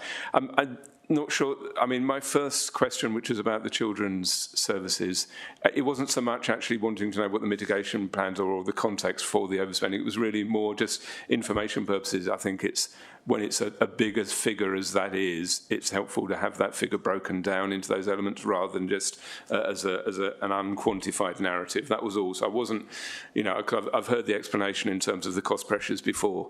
It was more just in terms of scrutiny. How do we have a better fill of figures? So I'm not expecting an answer now, but I just want to note that for future. I think would be helpful. Could we take that one away, Jonathan, and perhaps just have a look at that better breakdown in the future? Just to finish, it's very striking that at the same time as we are seeing an increase in the projected overspend on children's and adults' services, we saw last month, and just connecting it with the report that we saw last month, that there were, at that point, which was actually month 4, 2,000 hours of unmet social care need every week in the county. So this is clearly very, very challenging for the whole council. And it begs the question, do we need to do more to be realistic with our communities and with our residents about that situation, and looking for more engagement from the community to support people where that is possible, and indeed doing more to support prevention as opposed to dealing with social care when the need needs to be met. Effectively, right now, those 2,000 hours of unmet care in adult social care are being met in other ways than by the council. So I just wondered if either yourself or Will had any comment on that before we finish on this matter. Oh, sorry, I noticed also Councillor Garrick wished to come in. I'll wait until. So, so Jonathan, Will, did you have any comments on that, or Tyrone? I'm sure Tyrone may want to come in off the back of it, but these, I guess, the succinct answer, Chair, is that those are the conversations that are ongoing with social care at the moment in terms of that onward picture of how the service may need to look like. So those factors that you mentioned, are playing into all of those conversations that we are having with the Chief Officer, Jane Rogers, and the levels of unmet hours will certainly feature as a discussion around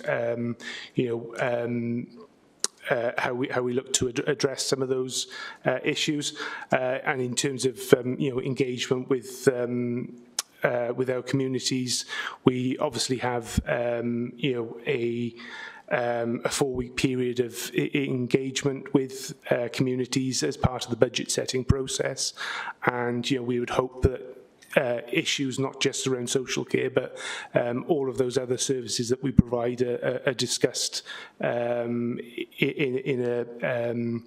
a joined up way with our communities, and we take that feedback. Thanks, Jonathan. If I just come in to try and overlay some more context around that. The unmet need is multifaceted on how that has occurred. For example, we just can't turn the tap off, and when hospitals discharge people from hospitals, there's a big drive around that now.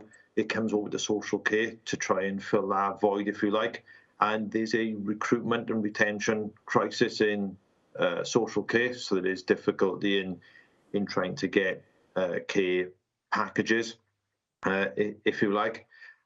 We have got strong links with the communities already. We've got something called the Community Connections project that looks at prevention. There's only so far that can go, and the demand is outstripping the service that we got at the moment. Hence why we arrive at those unmet need hours. And it's not so much as that client's there without any support. We're aware of them. they might be getting some indirect support, such as the carer services going in. But in terms of the direct provision, there are difficulties out there. And like I say, we just can't turn the tap off, where hospitals, especially going into the winter, where they are driving more and more to discharge people out into social care. Thanks. Thank you, Tyrone. And finally, Councillor Garrick, I think you had your hand up. Yes, it was just want to say thank you very much for the invitation to Scrutiny. I do find it incredibly useful to get the opinions across the chamber, and to I extended during the budget seminars an offer if anybody wants to speak to me about the budget. I've got an open door and I'd be very happy to speak to you. That also extends to this year's shortfall. Today, no councillor has really taken me up on that, but my door is open and I would be very happy and very willing to discuss anything with any councillor if they would like to. That was it. Thank you very much, Chair. Thank you, Councillor Garrick, and we'll definitely make sure that is included in the minutes to share that with all councillors for. Thank you. Any questions they may have. I'm sure there will be many. Thank you, and thank you, Jonathan. Thank you, Tyrone, Will, and colleagues, and once again, also to Peter Davis and the finance team for bringing forward month 6 and not and expediting month 6 beyond what we would otherwise have been looking at, which is month 5. It's incredibly helpful, but very, very much appreciated that you've been able to respond in that way. The whole council is very much, obviously, very keen to see how we are able to deal with these challenging circumstances. And it's good to know we've got a strong management team in place. So once again, congratulations on your appointment, Jonathan. And what a year to be made head of finance, eh? Thank you, Chair. Yeah, absolutely. If I can survive this, I think put me in good stead going forward. Okay, thanks again. Appreciate it. So to colleagues, I was just going to propose a short break. I don't know, Ian, if that's something that would go down well with you. I was going to suggest 5-minute break, but maximum 10 if we're back here at just gone midday, if that would be all right. Just a minute or so after midday. Would that work for everybody? Brilliant. Thank you. We shall gather again just gone midday. Thank you.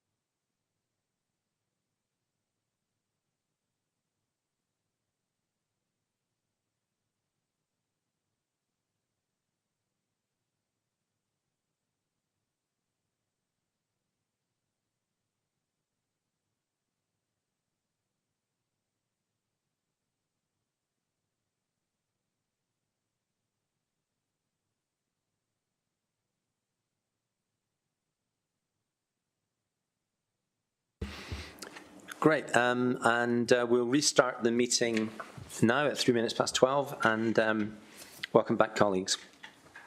Before we move on to the planning performance report, I should have concluded the last one by moving the report on budget monitoring and looking for committee to support that just on the month 6 quarterly budget report. Do you move the report? Great, thank you. So we're moving on to, having flipped the agenda slightly, to the planning performance report. And I'd like to welcome Phil and Craig to the meeting. I'd be grateful if you could introduce yourselves, first of all, to residents who may be looking in, and indeed to any of our colleagues who may not have met you before. Thank you. Thank you, Chair. I'm Craig O'Connor, Head of Planning for Monmouthshire County Council. Hello, I'm Philip Thomas, Development Services Manager. What that means is I manage the development management team for the authority, which deal with planning applications, planning enforcement, heritage, listed buildings, conservation areas, and the planning support function, which support us in the background. Thank you. Welcome to the meeting.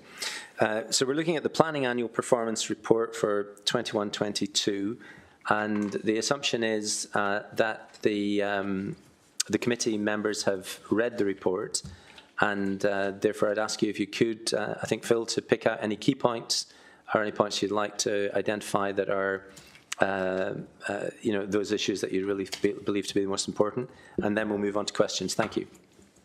Thank you, Chair. Yeah, it is Chair, isn't it? I'm used to being in planning committee, yeah. I always say Chair. Right, sorry, let me share my screen and run through this very briefly with you. Bear with me.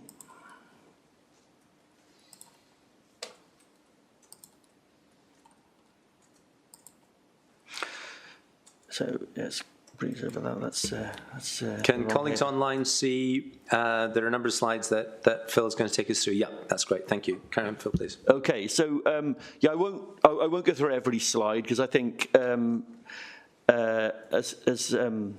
as Councillor Neil has said, you've read the report, so I don't want to labour the points that you're already aware of. But broadly speaking, the annual performance report, it's a standard document set out by Welsh Government. They expect each local planning authority in Wales, of which there are 25, including the national parks, to present their format of their performance over the previous financial year, and it's set into 5 broad areas of plan making, efficiency, quality, engagement, and enforcement. Now, like the previous 2 years, the production of the APR for submission to Welsh Government hasn't been the previous 2 years, it hasn't been mandatory because of the pandemic. Nevertheless, as an authority, we thought it was a useful exercise in carrying out our own APR, using our own data. There wasn't the All Wales data available. Welsh Government didn't provide that during the pandemic period, and indeed they haven't actually provided it for this year as yet. Even though we normally report the APR to Welsh Government by the end of October of each year. So we're hampered by that. So we've had to use our own data, which is accurate. It's based on the development management quarterly return and our own back office system data. But we're looking back at the All Wales data back to 2018-19, which is the last All Wales comparative data we've got, which isn't great because you're not comparing apples and apples. It's pre-pandemic data. We had various actions from a previous APR, and it's fair to say that we didn't complete any of them, to be frank.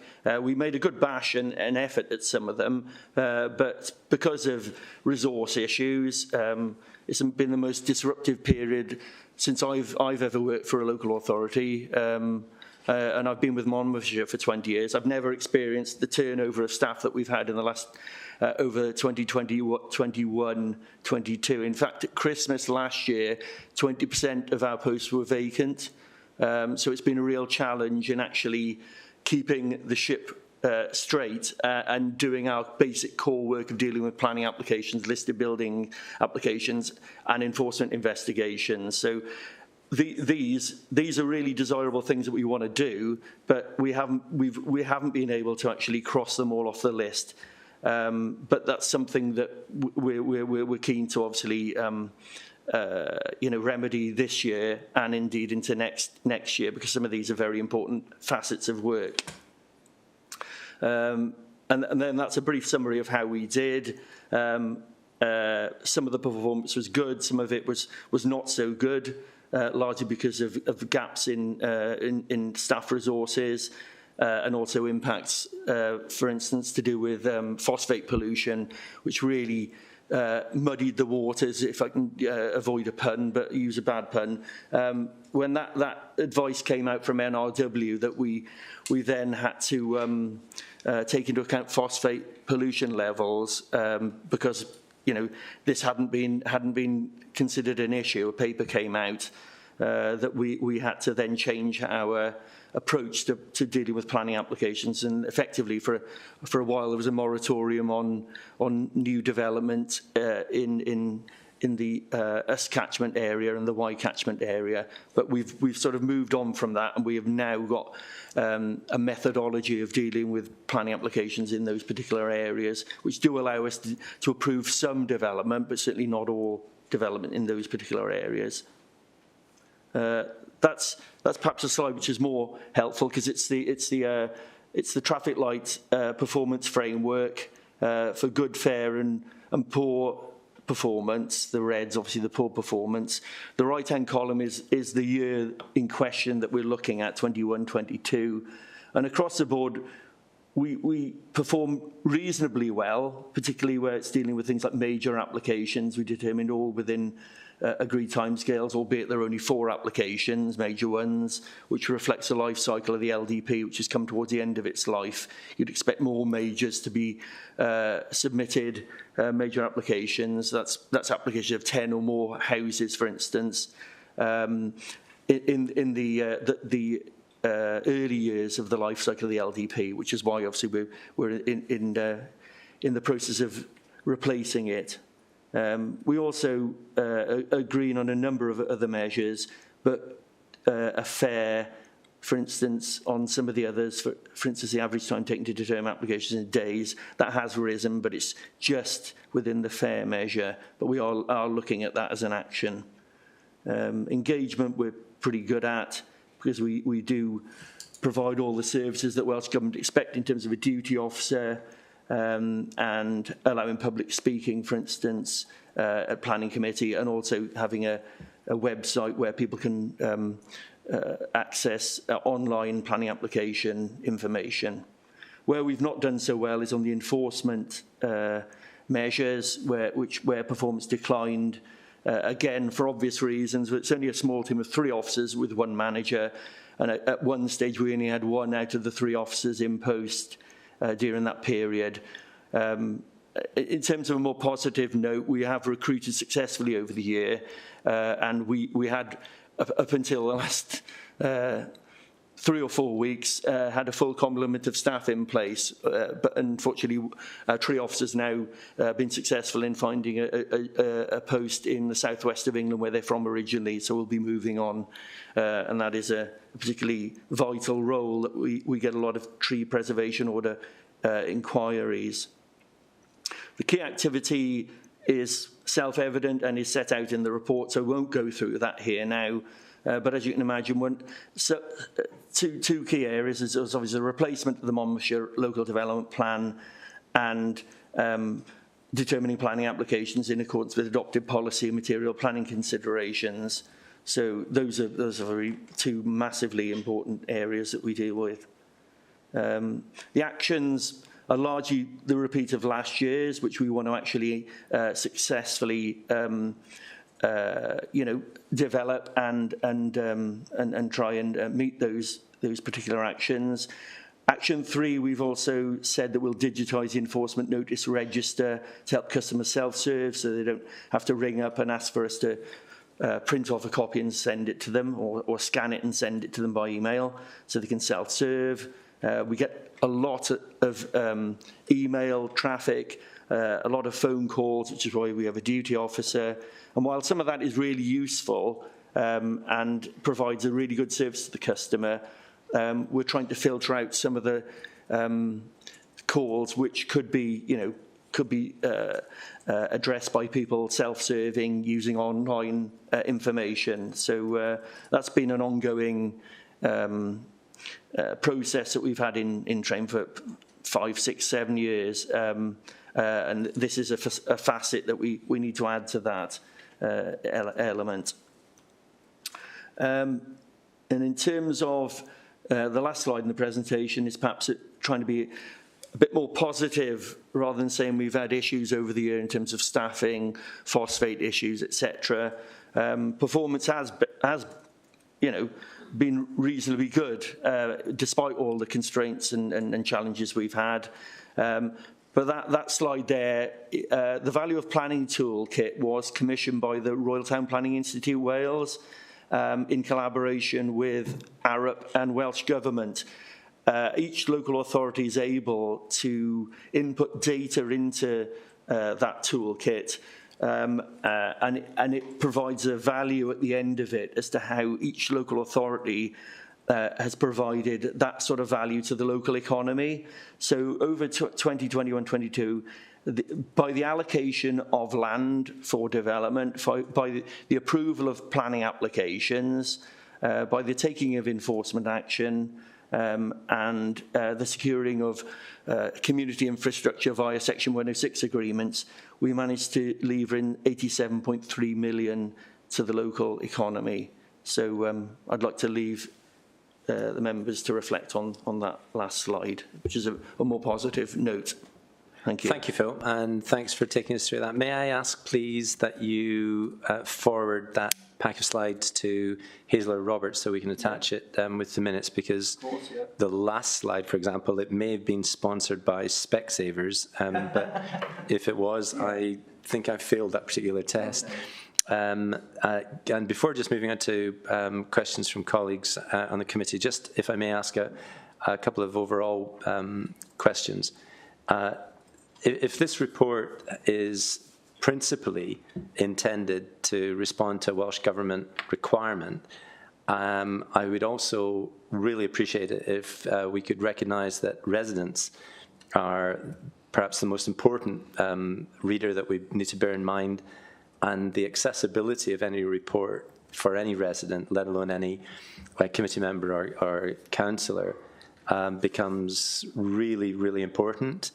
And certainly, generally, I don't like to see performance reports of 61 pages in length with a covering report of 13 pages. That seems to me, at the very least, the covering report is excessive, and there is a lot of duplication, and in the narrative, there is some extremely important information that would perhaps be better elevated out of the narrative and used in infographics and those sorts of things, which are also in there. So I'd ask if you could please bear in mind that we need to be able to write reports that the resident can access.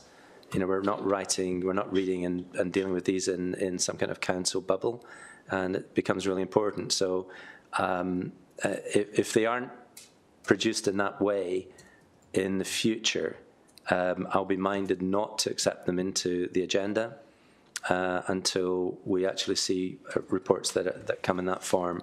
So at the very least, could I please ask you to reflect on that in terms of covering reports and raising out of the broad narrative of documents that may have a wider need to meet regulators or Welsh Government requirements, absolutely key issues that we would want to elevate out of the narrative to be much more prominent. Thank you.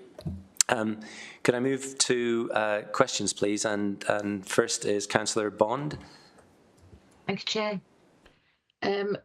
So with respect to the resource issues and that you've spoken about, I mean, we can all see that you performed well in most of the areas, so it's really, really good to see. it seemed, as Councillor Neil just said, it seemed like there was a repetitive nature of responding back to the 5 actions in the report, whether there's a possibility they could be consolidated and perhaps to make it a bit more concise so that we can see the facts in one place and it'd be easier to read. And the targets such as making them more realistic, or possibly make them realistic and achievable with regard to how much resource you've got. I don't know what the situation is now, but you have alluded to it. For example, I wonder if Action 1, rather than concerned about the resource to implement the preservation work order data, whether you could the action could be to update as you're going now and then retrospectively fill in when possible, whether there's just some creative ways of meeting these actions relative to, I'm sure you've thought about these, relative to the tough situation insofar as resource and whatever. One thing I did want to say was very much applaud you of your support of members, and I do think on page 64 it says, I'd like to reiterate the effectiveness of the member-officer relationship. In my own experience, my own short experience on planning, really enjoyed it, really do appreciate how open and honest and helpful you are to us. So yeah, it's just really the repeated nature possibly of the 5 actions. Perhaps if you can consolidate it, it'd be so much easier to read. Thank you very much. Thank you, Councillor Bond. I'm not sure that particularly needs a response, but to be noted by Craig and by Phil and colleagues. Unless, Councillor Bond, you wanted any other response? Okay, great, thank you. I'll move it on to Councillor Chandler, please. Yeah, thanks, Chair. Thanks, Craig and Philip. I've got there's a couple of, something that's a bit more specific and then a bit more general. I mean, because I think this is good. There's a lot of detail in here, and I echo what's previously been said about accessibility of it, not just for the public but for us, in terms of trying to extract out issues that we want to, hold you to account for. There's a few things. Looking at completion, I mean, this is honing down to a very specific level of detail, but I think it might illustrate some issues. 4.9.4, you're talking about some of the big developments that are being completed. I'm picking out on that one because it's the only one that I'm really familiar with, which is the Wannistow Road one in Monmouth.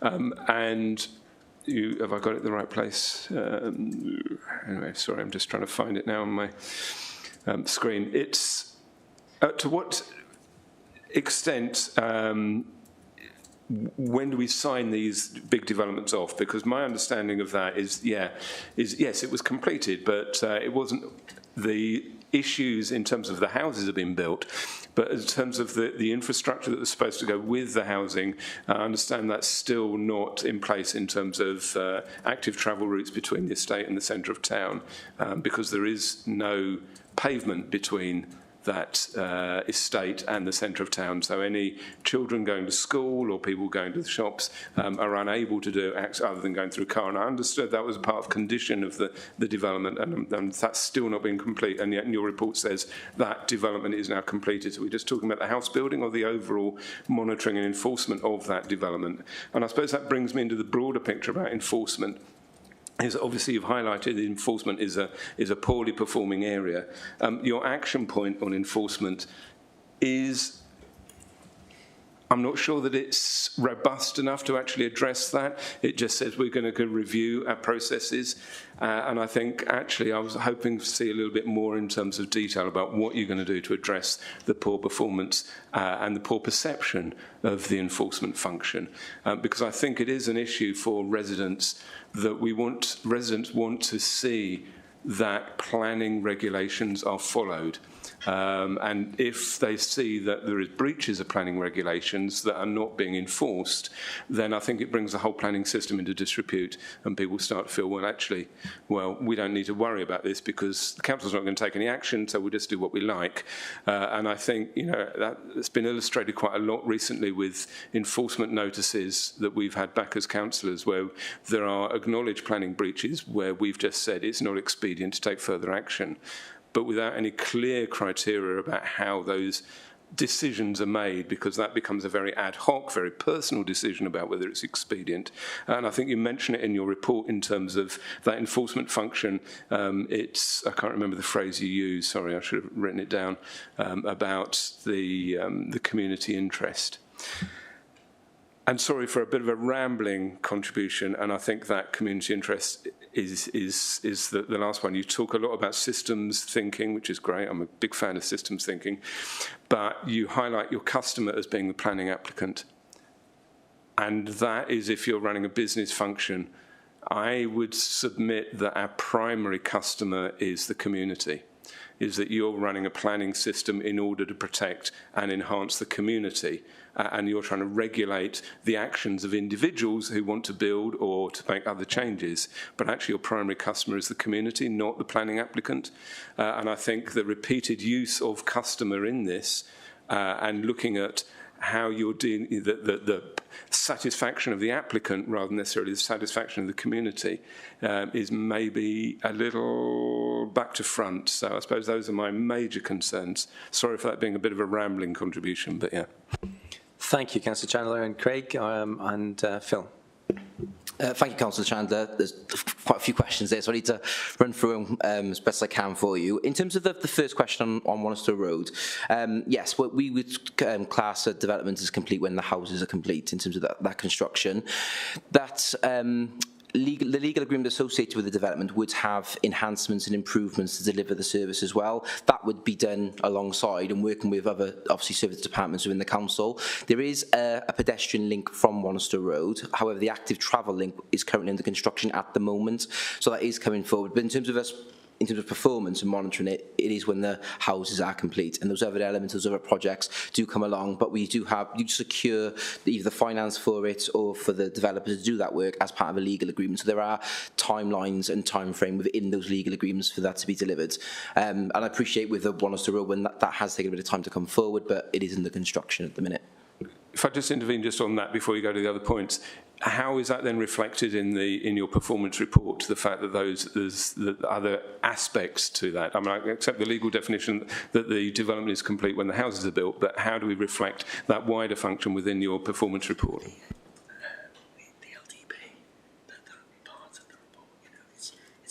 Phil, you can always reply. Sorry.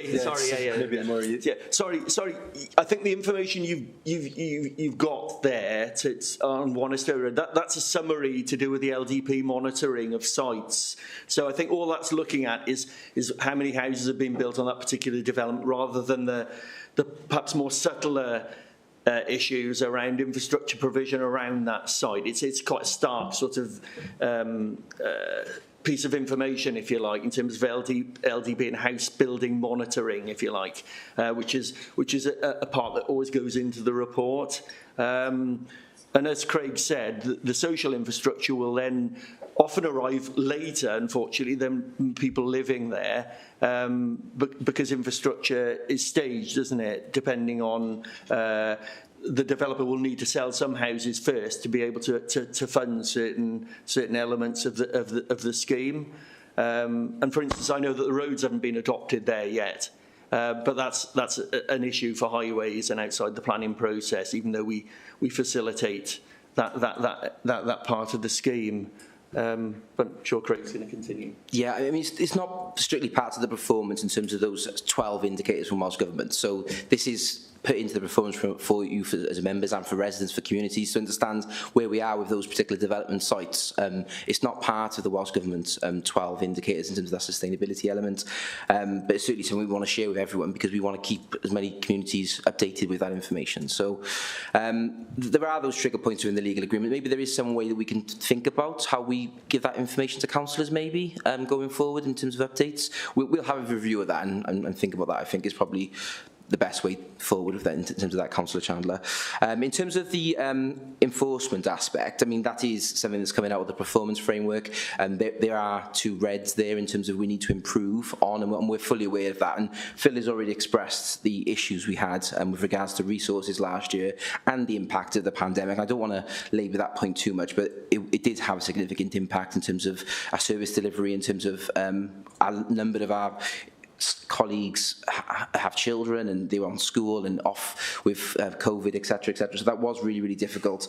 But the systems thinking element and the looking at our processes enforcement, that has been done. We have done a number of sessions already, and it already has improved in performance. So in the last quarter, it's in the report, but I have given you the figures for this time, and we are in that fair region now, so at the 70% of enforcement cases dealt within 84 days. So we've already seen improvement, and we are now at full capacity. So hopefully that gives councillors the sort of confidence that we are improving, and next year's API will reflect that, hopefully. Well, it will, because the quarterly figure has improved. So that is ongoing, and we will keep on working with the enforcement team. And I said we're really happy now that we are full capacity in terms of resources, which is really, really positive. In terms of the question about systems thinking, I completely agree with Councillor Chandler in terms of the community is 100% the customer as well. And when we talk about customers in planning, we do talk about the customer itself, the applicant, the agent, potentially the developer, communities, local community town councillors, local residents, the neighbour is a customer as well in terms of us having detailed communication with them. Councillors, yourselves, the customers, anyone who engages in the planning service is a customer and needs to be treated exactly the same. So I take that point, and that is part of our mantra really in terms of ensuring that we do give everyone who engages, not just the applicant or the developer, etc. So I can assure you that that is our mantra within planning in any case, and we will continue to work in that way. I think that answers all of your questions, Councillor Chandler, but if there's anything else that you want me to elaborate on that I can do. I suppose there was only the one aspect about where we do see that there has been a planning breach, but we think it's not expedient to take further action about how transparent and those criteria are, and that are rigid enough that we can't be accused of favouritism. If we decide there's it's not expedient to take any action, a full report is taken to the delegated panel, which is the chair of the planning committee, and 2 other councillors on the planning committee who represent the planning committee, and they make that decision. So it is an elected member decision in collaboration with officers, so there is that sort of collaboration, that it is an agreed decision, and that's all documented and minuted, so there is that robustness within that decision-making process. Thank you. So we'll move on to Councillor Pavia. Yeah, thanks, Chair. Thanks, Phil, for presenting. I suppose it's just sort of carrying on from Councillor Chandler's point, really, in terms of the understanding the hierarchy of customers, and I understand what you just said there, Craig, about everyone's a customer, but planning is a key frontline service. It's a visible service. It's a key touch point for residents, businesses, and our communities. And I think while the quantitative data in the report is helpful, it seems very transactional. I'm not getting the voices of the residents, the businesses, the applicants, the communities, obviously engaging in the initial application decision-making process, but then understanding the impact of the decisions we make. And I know we do lessons learned exercises. Officers go around with the planning committee to look at opportunities where lessons can be learned. I'm not seeing any of that being fed into this. And you may say, well, this is, as I think Councillor Neil said initially, this is a very much a Welsh Government framework that you're reporting back on. But how do we have the confidence that our planning function is fit for purpose and it is the best it can be? So that's my first point. The point on obviously recruitment and retention being a challenge on a number of facets of our function over the last few years, and I think Phil's quite rightly said it's been an unprecedented time. Those who have left the authority for whatever reasons, do we undertake exit interviews? Do we do that? So we've got that information in terms of the rationale for them moving on. In personal circumstances quite often is the case, but just to understand how they felt the contribution they've made, but also how they feel the department is functioning. I think that would be useful, potentially for this committee and potentially for the other committees as well, scrutiny committees. In terms of where am I now?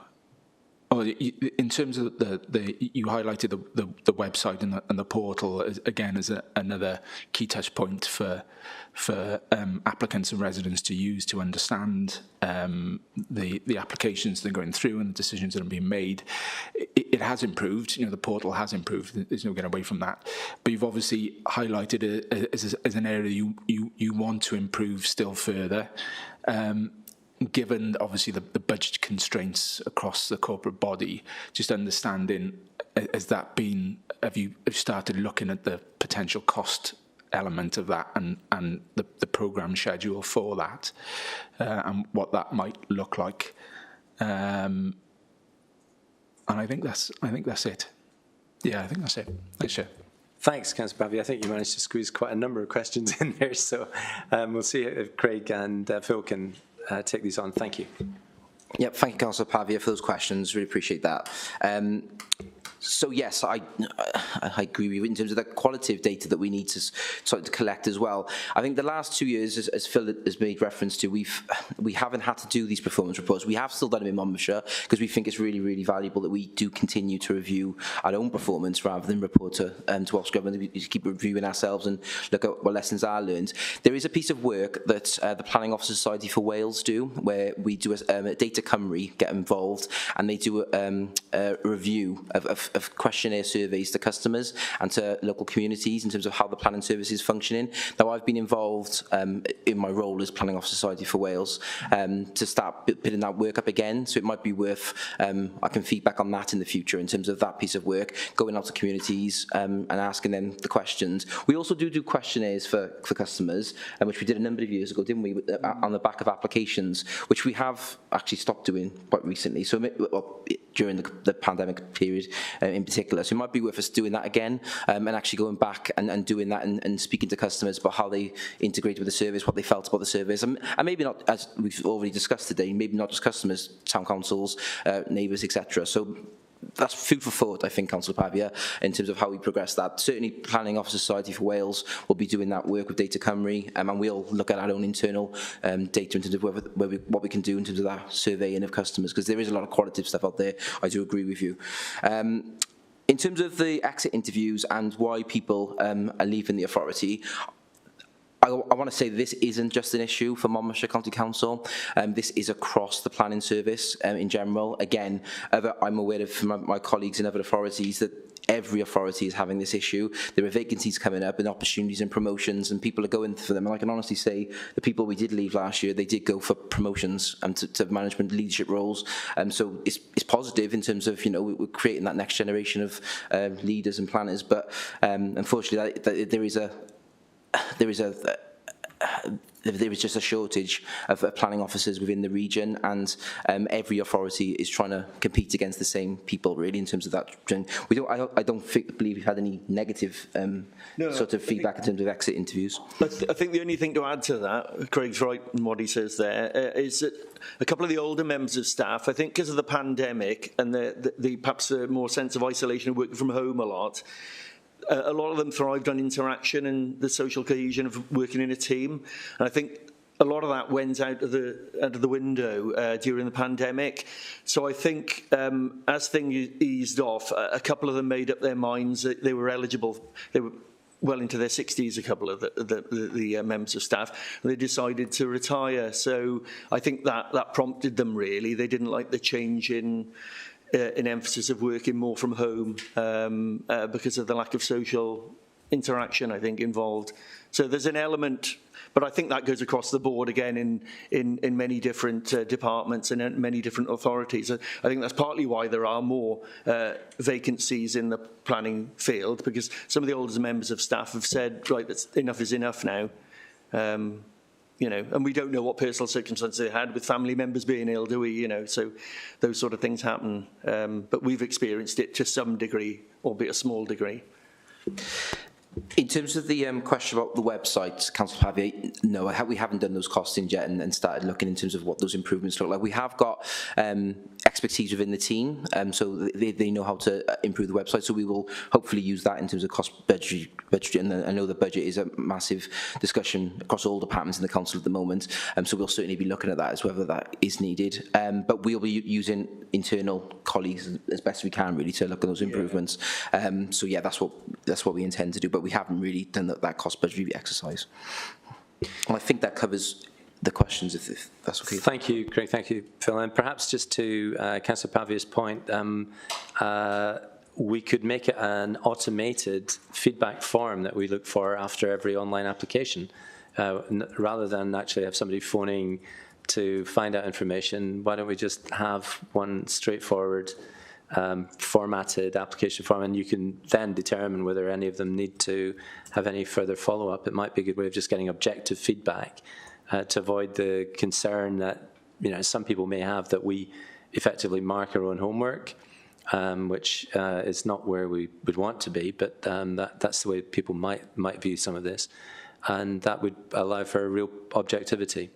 But good, thank you. And moving on to Councillor Buckler. Good morning. I'd actually would like to say I do appreciate the planning service is often the most emotive department and is therefore riven with difficulty in getting everything right. I'd like to just reinforce really what Councillor Chandler said, and it shows how important we think it is, really, that it's critical that the enforcement is seen to be effective.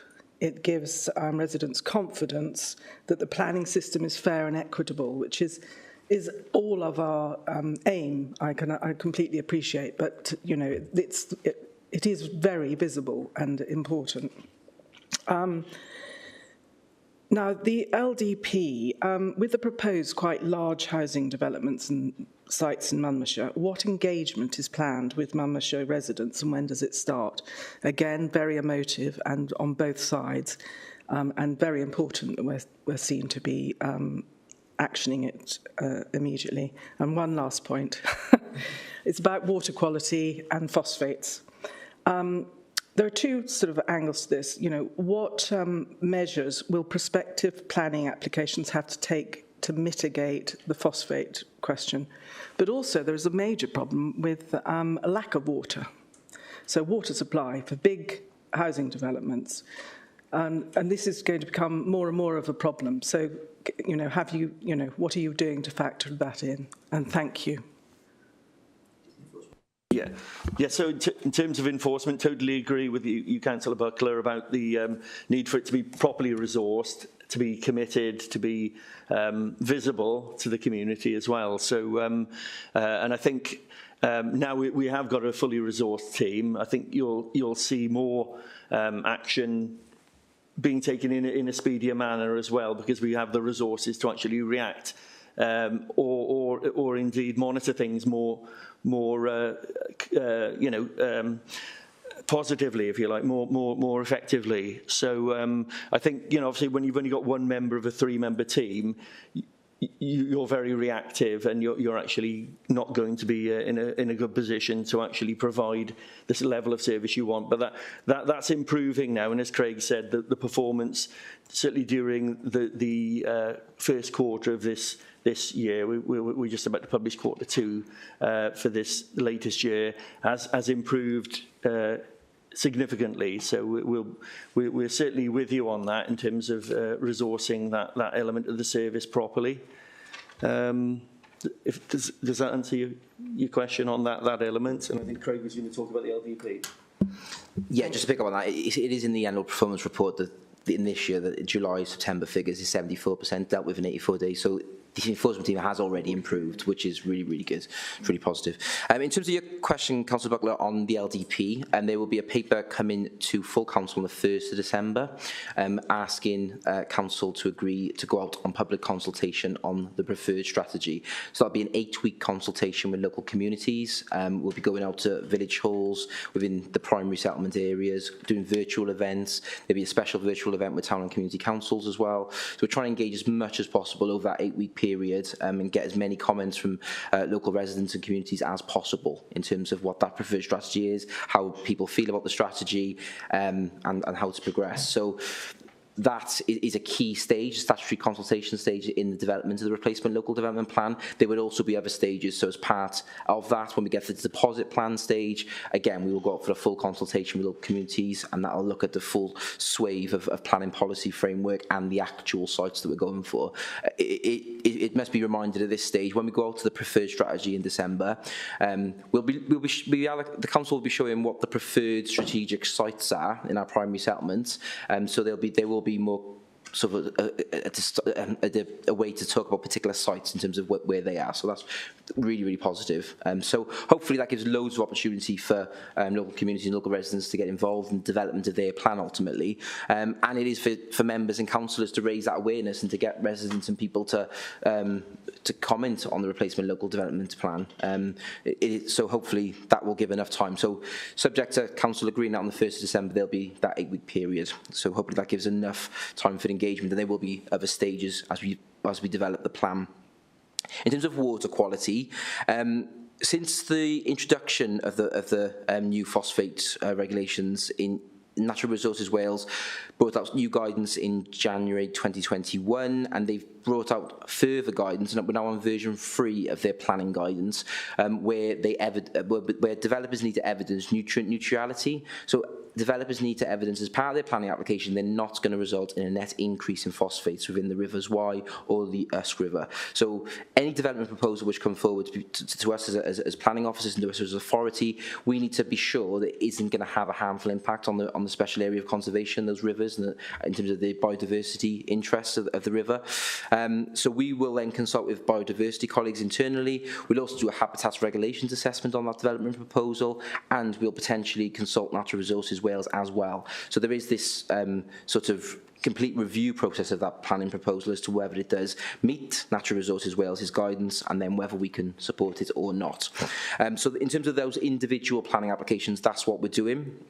In terms of more strategically looking forward in terms of the replacement local development plan, as we've spoken to place scrutiny about, in terms of our strategy and our preferred strategy moving forward, we wouldn't be looking to allocate any new land for development within the Wye catchment area because there isn't a strategic phosphate solution at this stage.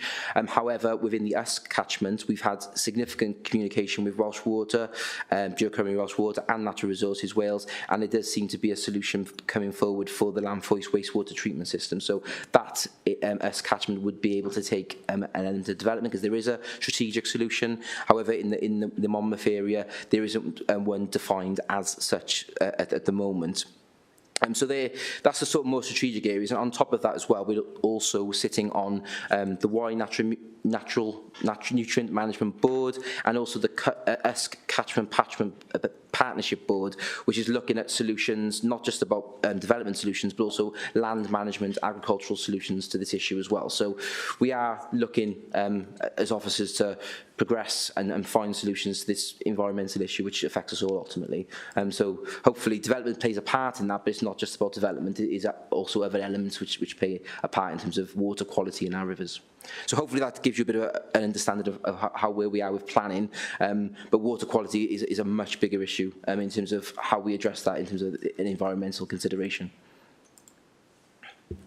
Councillor Buckler, are you happy with that? And what about sort of lack of water in big developments? Well, we would certainly consult Welsh Water and our environmental colleagues on major developments which would have an impact on lack of water, but I don't think it's a significant issue as far as it hasn't emerged in terms of any guidance from Natural Resources Wales or Welsh Water in terms of the levels in the reservoirs, for instance. we'll watch this space, I think, Councillor Buckler, in terms of if that does become an issue moving forward. I'm sure that the statutory consultees will make us aware of that if it does become a material consideration in terms of planning. Thank you. Well, I am aware that in Wales we do have quite a lot of water, but it is something that will come up in the future. But thank you very much for your answers. Very clear. Thank you, Councillor Buckler. Thank you, Councillor Buckley. Yes, one of our strengths, water. Just, if I may, a couple of questions and a comment.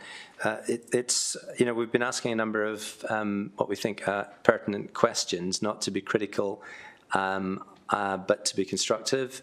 And, you know, I did refer to the length of the report earlier. I also just wanted to say that there is within it some terrifically useful information. The infographics and some of the information contained in it is really, really, really useful, really helpful. So thank you for that. And it's really with the aim of making sure that that is the most visible information that is there, that I made the comments earlier. Yeah, and also to just say well done for working through these last 2 years with all the difficulties that have been present. Planning tends to be a service that is the subject of a lot of criticism for all sorts of well-established reasons. People have their planning applications refused, others have them accepted, and you're always going to result in, some who are a little bit, unhappy about the outcomes. So we're very conscious of that. So well done indeed for working through these extraordinary times. And our questions are aimed at trying to help strengthen it. Just for a couple of constructive questions about that. The points that you bring out in 2.13 and 2.14, 2.16, such as that are really key, that Monmouthshire has a lower and decreasing proportion of younger adults than the UK and Wales averages, that we have a very significantly higher level of 85-year-olds and over, currently at 3.7%, rising to 5% over the next few years, that we have 40% of our economically active residents commuting on I think on a daily basis, as it's commuting, out of the county, 40%, and that we are the gateway to Wales. Those points are an example of what I was just referring to, that they are so important, and I'd just be interested in how you are ensuring that we're connecting those and the data that lies underneath that with the services, so that we're planning effectively to take advantage of our opportunities, but also to address some of those built-in challenges. That's one that I'd appreciate just your comment on. We have the comment in 2.6 of responding to an ageing population with affordable housing. Is it not the case that affordable housing is more directed at the younger population, or is it something that you'd be able to just clarify? And just a final thought then, does the report require an integrated impact assessment? And thank you. Craig. Thank you, Councillor Leon. Thank you very much for your kind words. Really, really appreciate that. And I know the team will really, really appreciate that, because they have worked extremely through difficult times over the last couple of years. So thank you very much for those kind words. In terms of the ageing population and our ageing demographic and our commuting ratio, they are all highly strategic, issues within Monmouthshire that we need to address, and this is where the replacement local development plan will come in.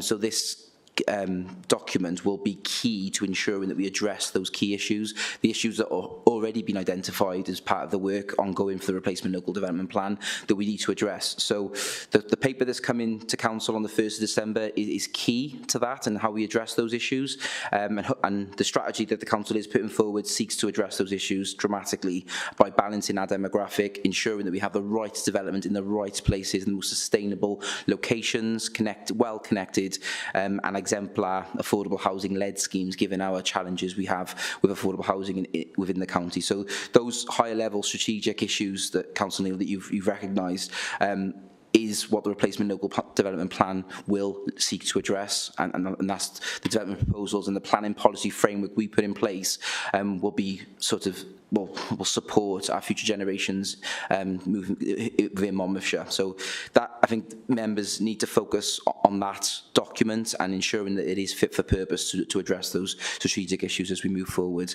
And it's really exciting that piece of work is getting underway and is moving forward in December. Affordable housing, do you want to take that question, Phil, in terms of that? Yeah. Obviously, we've got the policies in the development plan anyway to secure affordable housing schemes and a proportion of affordable housing on the larger strategic sites. We work closely with the colleagues in housing who are very much you know, they're fully aware of the housing need that we have and the different sort of demographic across that sector of needs. So when we do negotiate for schemes, we'll have done it on the basis of input from our housing team.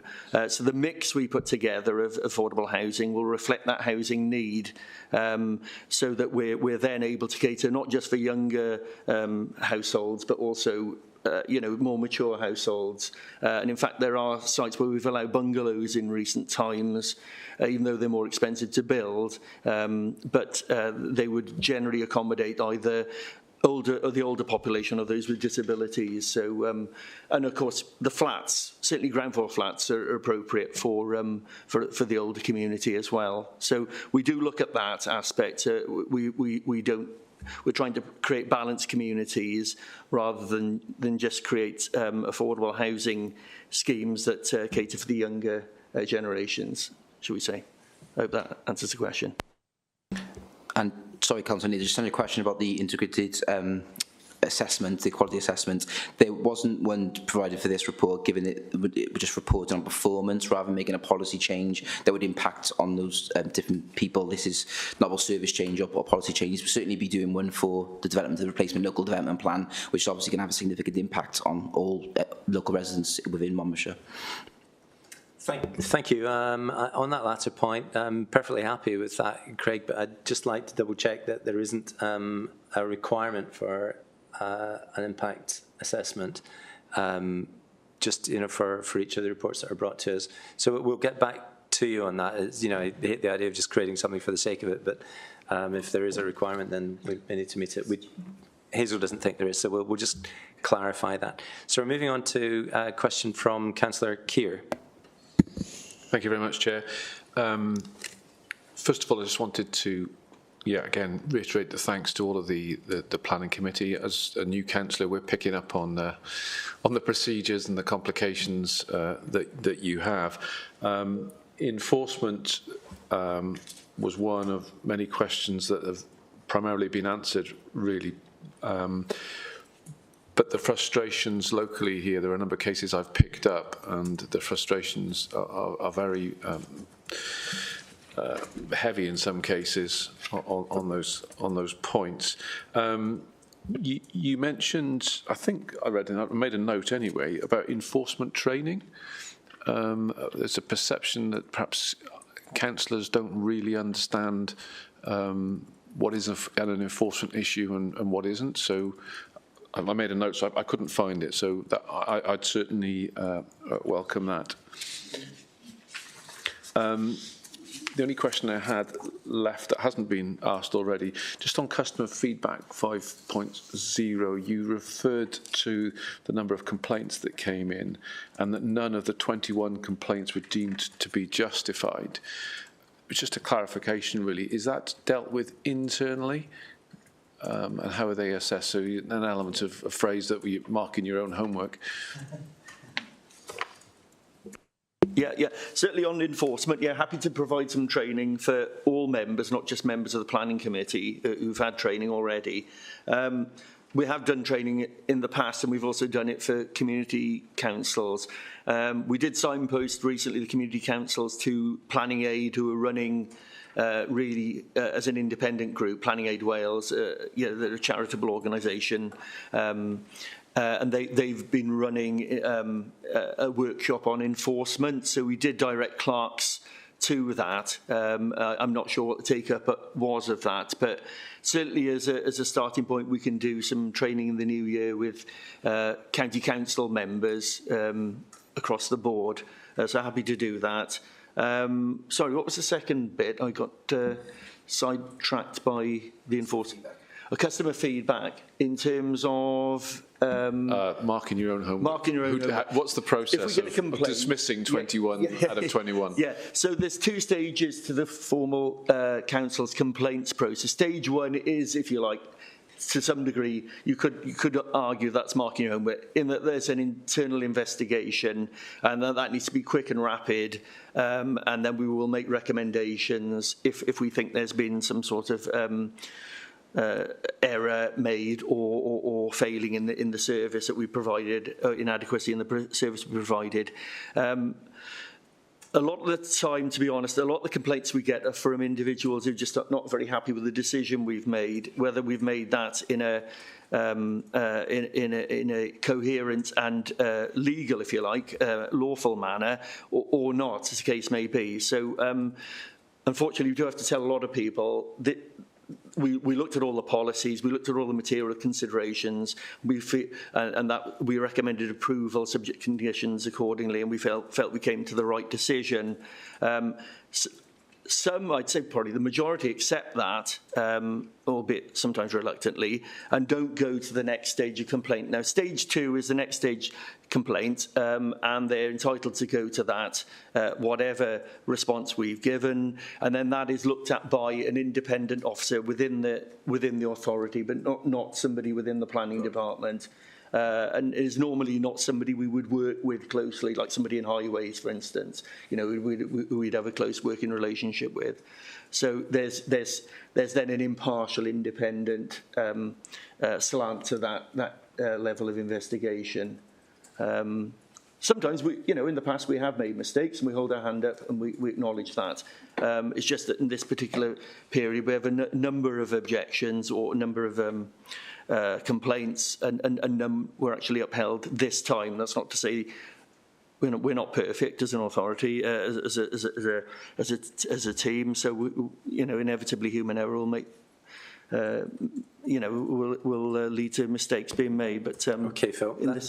Yeah. No, that's great. I think you've answered that very clearly. Thank you. And perhaps it would be worth considering a neighbouring authorities service reviewing the way that our complaints are handled, just to inject, and you could do the same to them. But to inject a level of external objectivity, it's just very important, I think, partly to be able to defend the service against accusations that residents may have, and to make sure that we are dealing with things as we would want to. So thank you. We've concluded the questions on the report, and thank you for your fulsome responses on that. And again, some very constructive, hopefully, feedback and questions to colleagues within the service, as well as expressions, of gratitude for the work that has been carried out by a team in very difficult circumstances. But we're looking for this to be a great service, and that's why some of the questions have been quite searching. So thank you, colleagues on the committee. Did you move the report? We move forward. Thank you very much indeed, and we move, just to conclude the meeting, to item 8 is the Cabinet and Council Work Plan, which I don't propose that we dwell on, but please do familiarise yourself with that, and to confirm on item 9 the minutes of the previous meeting. Are there any clarifications for the minutes of the previous meeting or changes that any colleague has? I don't see any, so we will agree those minutes of the previous meeting. Pardon? Right, yeah. And so we'll move on to our forward work programme, and Hazel's just going to pick up a couple of issues. Okay, Okay, don't propose to go through the work programme fully. You have it in front of you, but just to point out that your next meeting is on the 15th of December with 2 reports. You then have a regular meeting on the 17th of January, which is also full. But I've been asked to schedule a special meeting of the committee to scrutinise the budget proposals. So each of the committees will be scrutinising proposals that are relevant to their service, and there'll be lots of mandates that we will need to go through. So it's proposed that each of the committee meets. There's a consultation period during which the Cabinet will be talking to the community with the help of officers. Most of their meetings will be in the evening, so I've spoken to them and they've suggested that a morning committee would be better for them if that would work, and preferably to have it in the first 2 weeks of the consultation period, because then they need time to finalise the reports before they come forward to Cabinet. So the suggested 2 weeks, so the week commencing the 23rd of January and then the week commencing the 30th. Now, I'm aware that a Tuesday is a problem for the Vice Chair, but are there any other days that are really bad for members, or could we look either to, I've given some dates to the Chair, but essentially looking at Monday the 23rd, Wednesday the 25th, Thursday the 26th, and then the following week, Wednesday the 1st of February or Thursday the 2nd of February. So we've got some options, but the other committees will need to choose from those dates too. So you're getting first refusal, Chair. But we don't have to make a decision today, but I'd just like to know if there's any dates that you really want me to avoid. What I suggest we do, Hazel, because it's a bit tricky just doing this in a sort of round robin like this, is that if we look at those dates, the diaries, and I get back with a suggested date, we'll take it from there. If that doesn't work, we'll work around that. But please let me know, or let Hazel know, let both of us know, if there's any very particular dates that are a problem when we do that. So we'll aim to do that this week. Yeah, and we'll give you some confirmation of that as soon as possible. Thank you. Councillor Bond, I think you were looking to come in just before we finish. Yeah, just wanted to say there's some meetings like Democratic Services on the 23rd of January, so please avoid any other meetings that are already in there. Of course you will anyway. But also, I can't make the 15th of December, I might say now. I thought I'd say now, so hopefully Sue McConnell might be able to replace me. Okay, you know. Thank you. Thank you, Councillor Bond, and that's appreciated, the courtesy of that. So, and was it, sorry, Councillor Pavia? Yeah, thanks, Chair. Just a point of clarity, really, from the scrutiny manager, just to understand the budgetary scrutiny process. So, my understanding, not just necessarily on the outturn documents that we receive, but it would be a more streamlined process. So, but we're saying each of the scrutiny committees are going to scrutinise their respective areas. So what is our process then? But what is our function in that? The overall piece. It just seems like we're just repeating a process that we were trying to avoid. Yeah, I think there's the new scrutiny committee setup is a little bit different to the previous, where mandates could be carved a bit more easily between the select committees. Obviously, the Public Services Scrutiny Committee won't really scrutinise any of the budget proposals because their remit is solely external. So the mandates will need to be divided between the 3 committees. The People's Scrutiny Committee will need to look at those, I guess, primarily related to social care and schools, but also the things like fees and charges, until we know what the nature of the mandates are coming forward. But I think there's going to be a great number of them. So the idea was to split them up between the 3 committees, looking at the ones which are mainly operational, visible services, I guess. That committee, it would be easier to carve the mandates into that committee, and then yourself and perhaps and Sue's committee picking up the remainder. it's not, budget scrutiny is not a neat science, and it never has been. In the past, we have had joint scrutiny meetings as well, but the effectiveness of those has been questionable at times. And, you know, whether they're used as a dress rehearsal for then council scrutiny has been in the past an issue. So I think the earlier we can sort of circulate the mandates and have discussions on those, and it's appropriate that's done during that consultation period, I think they will need quite a lot of thorough scrutiny. So 3 committees at least would be better than just sort of housing them with 1 or 2.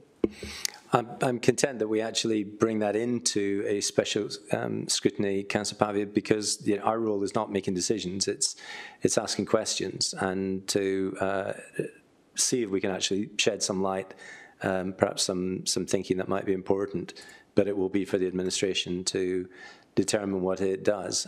So our role is going to be quite clear in that. But thank you, Hazel, for clarifying that, and we'll get back on the date very, very quickly. So yes, good, thank you. We conclude the meeting at 13:07, and next meeting in the 15th of December. Until then, I hope to see you again soon, and thank you for your attendance today.